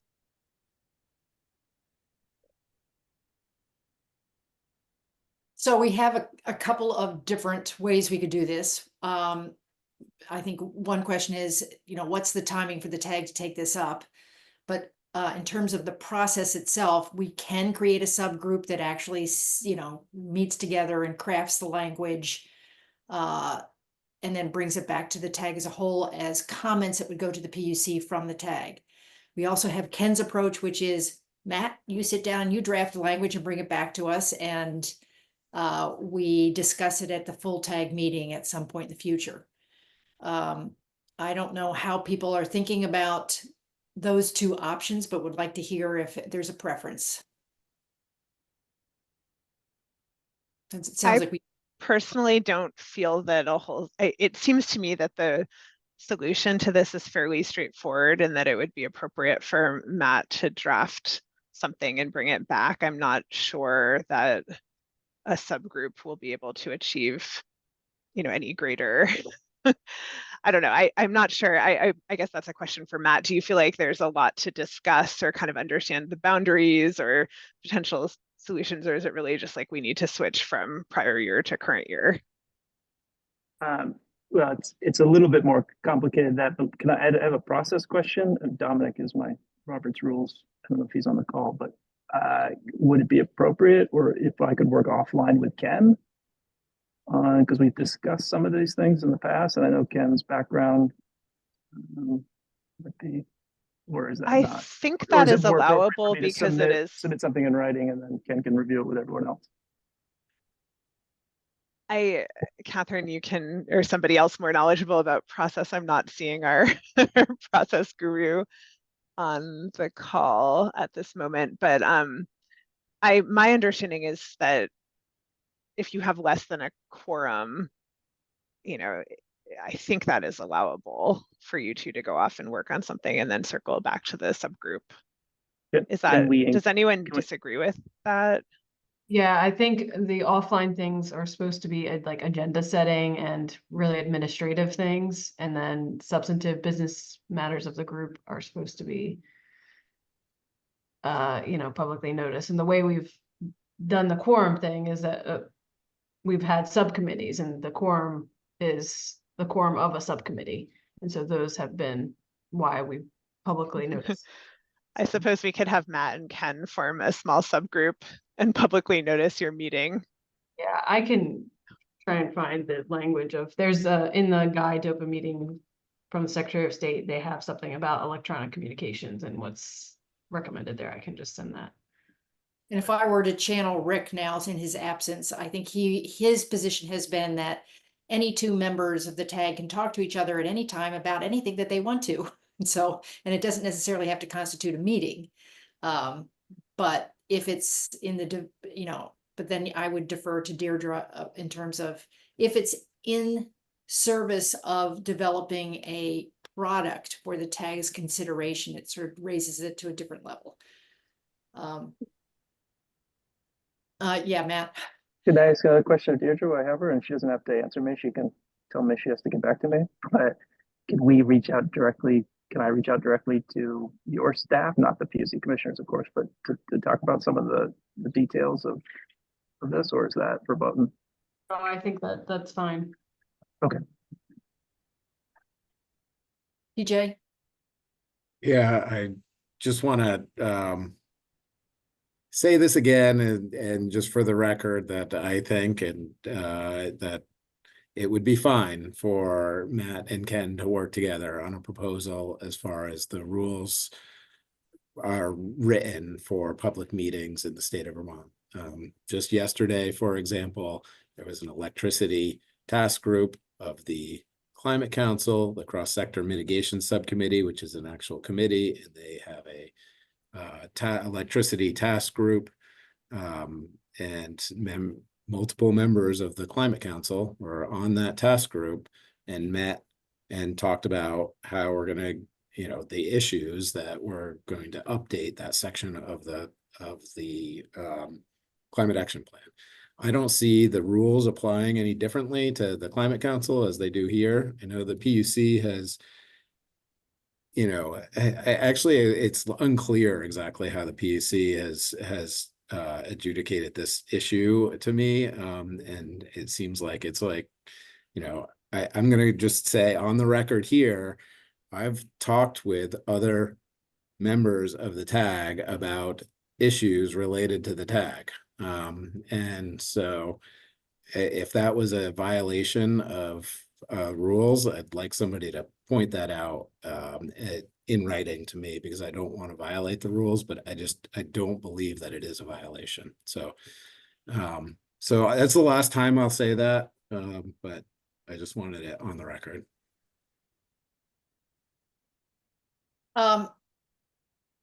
Well, we still have the open question of when we could bring this back, but can I just suggest that for now, Matt, if you wanted to develop a proposal for the TAG and you wanted someone else in the TAG to review it, that doesn't necessarily constitute a meeting, and that seems certainly appropriate and allowable. That would be my overall take. Deirdre, if you find otherwise, we could, please inform us. But for now, I think we also have to go back, and I'll just say that Rick and Emily and Deirdre and I will look at the schedule and take another, to your request, Deirdre, figure out where this can come back into one of our meetings in the future and let you know so that you have a sense of the timing. Yeah, this seems like one of those things that is important but not urgent. Like we have some time since it may require a legislative fix, and that we obviously have some months before that. So I'm not suggesting postponing it for a very long time, but if we can't fit it into the next meeting, that seems like it could be fine. So yes, we can take this back and see when it fits in. So that covers all the sort of the outstanding issues that we had coming into the meeting. And unless somebody else has anything else before we go to public comment that you wanted to bring up,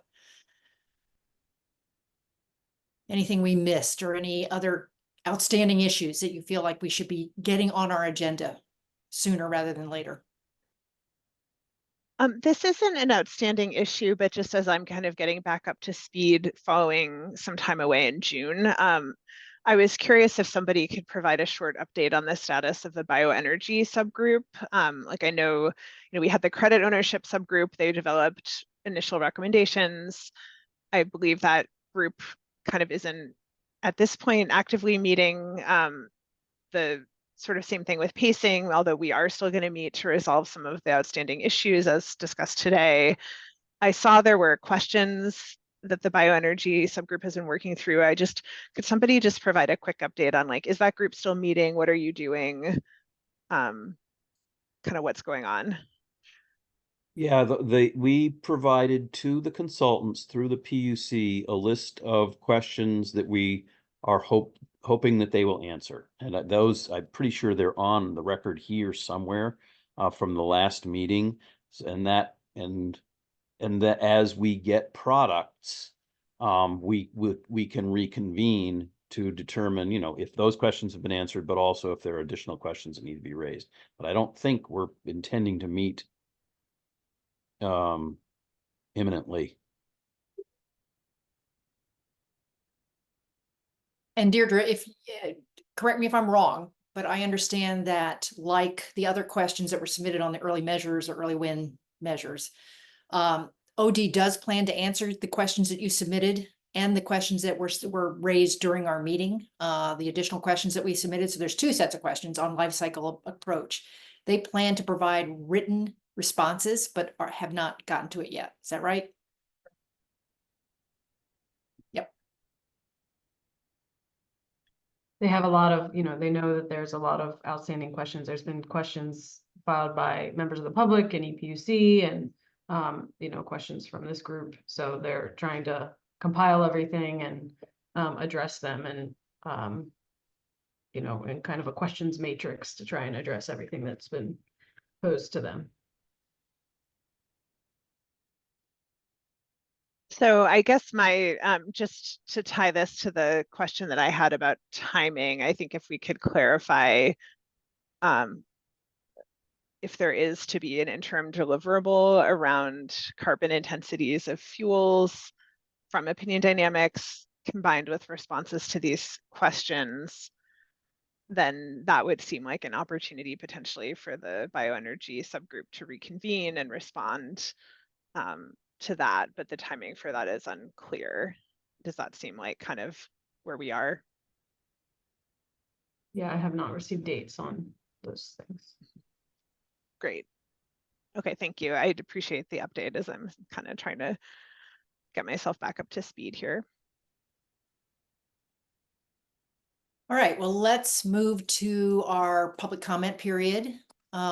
We have a lot of folks from the public on the call today, and we still have, I think, is Joe still here? I'm hoping that if there's questions that come up for opinion dynamics, we can either defer them if they're not still on the call. But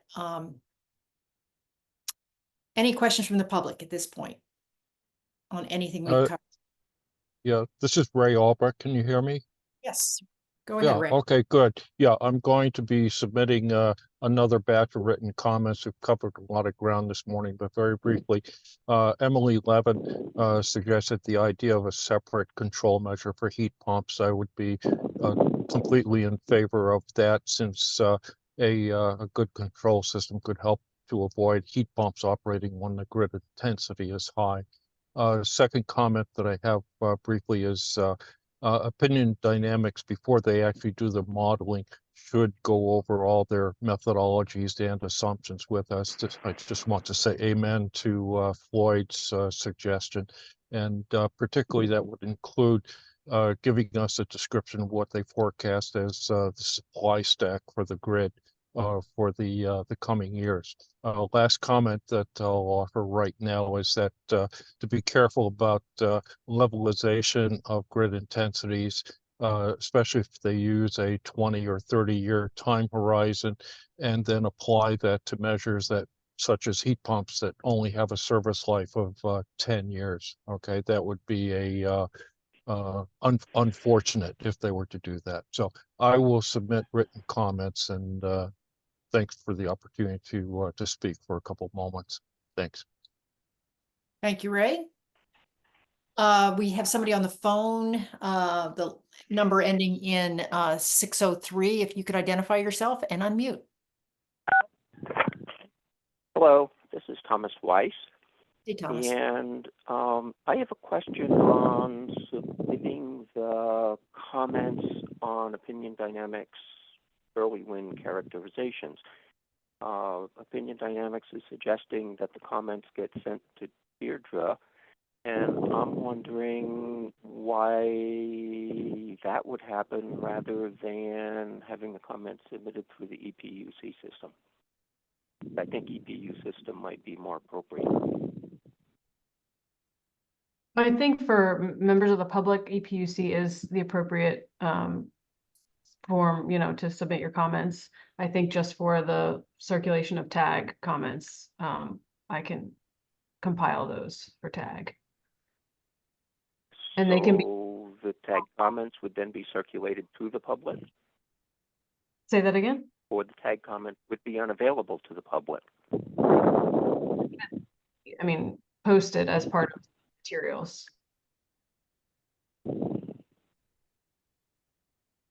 Okay. I mean, if I heard you right, I should submit through EPUC, and the tag would submit to you, and then you would post them at some point in the future. Yes, we can plan on that, on having the tag feedback and comments make sure that they're public as part of the tag's posted materials.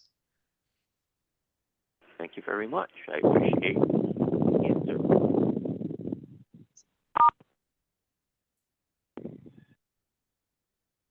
Any other questions? So I'm John McCormick. Yes, I'm John great. McCormick. Yes, good to have you back. We tried to open it up for you when you came in initially. Hi, John.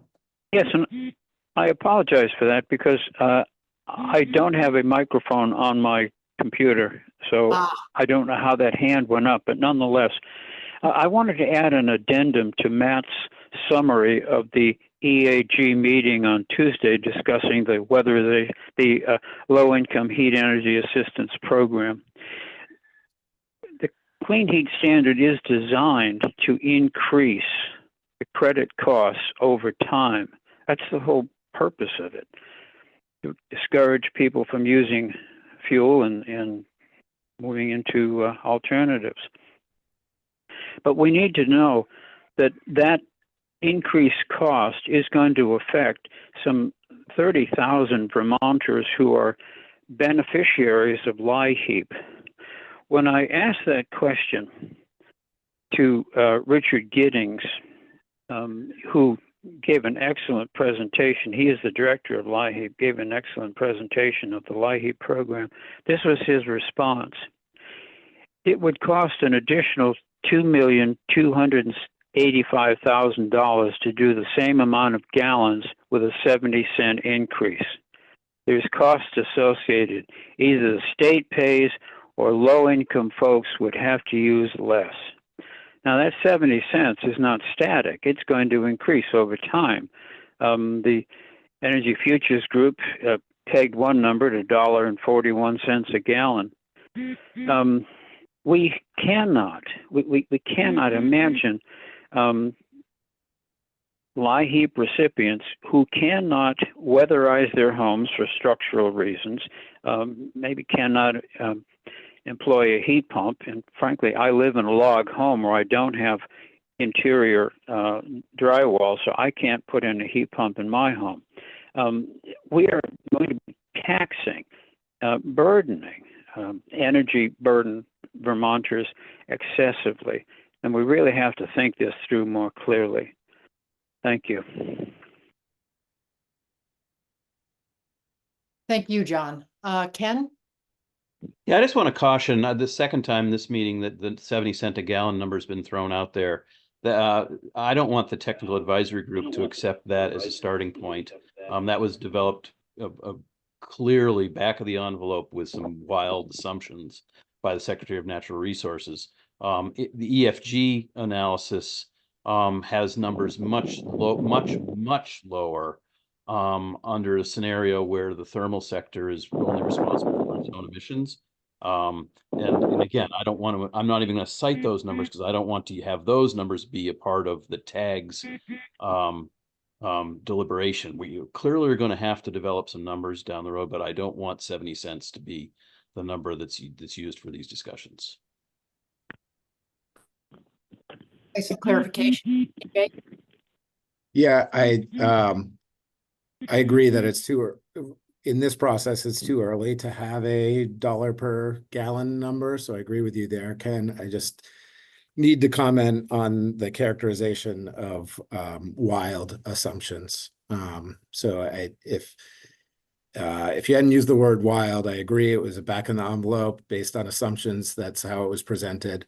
The EFG analysis was also based on assumptions, many of which were disagreed with by a number of parties. So, and whatever we come up with in a potential study is going to have a number of assumptions, and people will disagree with them. So, they're all assumptions. I disagree that they were wild assumptions, and so I just wanted to, but your main point, too early to have a number that is the basis for, any sort of discussions here. So can I retract my wild? Perfect. Thank you. Any other comments from the public?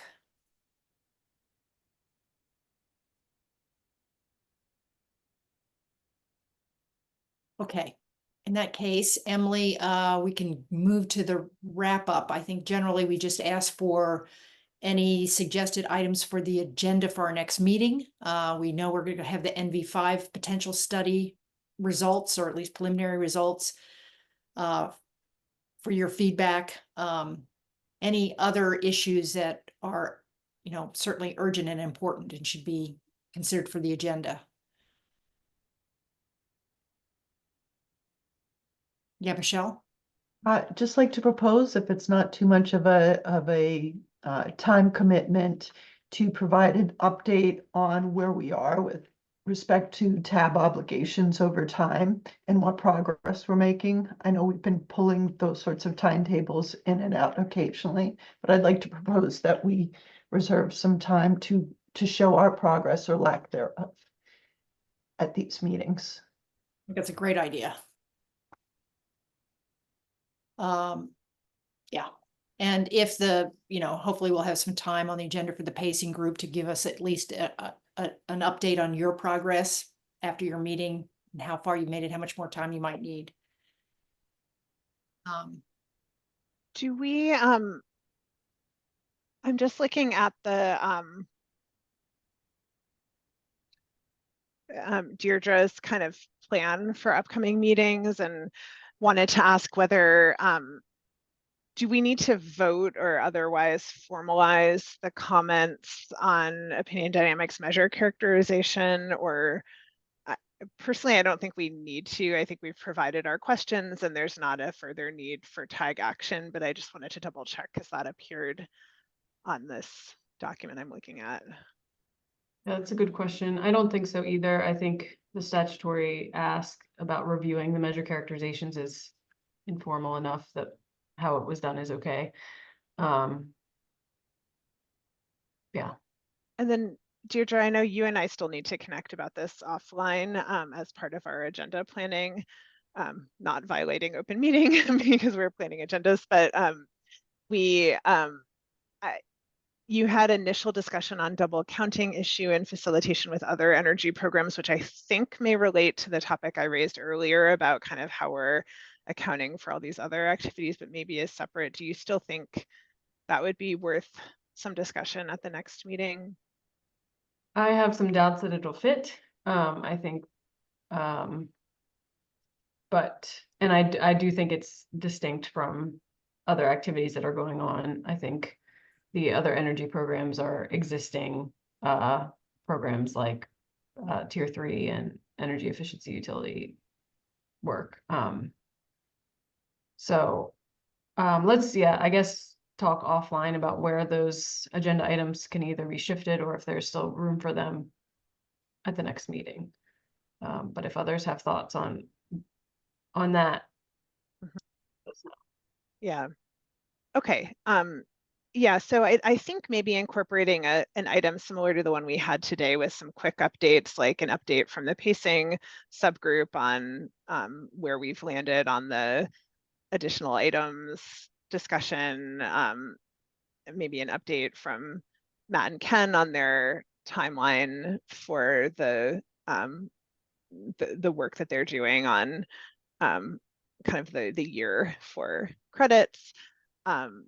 We can report out on kind of how we might suggest approaching this double accounting and facilitation with other energy programs tasks. So maybe we do sort of like a status check and just give ourselves a little space to determine if there's any tag action needed on some of those items or if we need a new subgroup on any of them. And Ken, did I understand that you will be ready by the next meeting to present your reconciliation examples for discussion? Yes. Okay.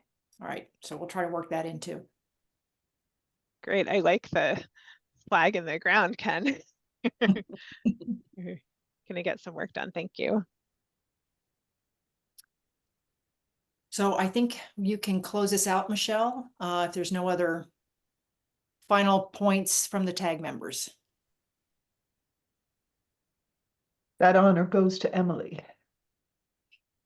Oh, sorry, I wasn't sure if yeah, so hearing no other matters, I think we can bring this meeting to a close, and thanks to the TAG members and members of the public for participating. We have managed to record this meeting, so we should have a more complete record of this going forward. All right, thanks all. For anyone dealing with flood issues and cleanup, good luck and sending lots of good energies. Thank you. Bye.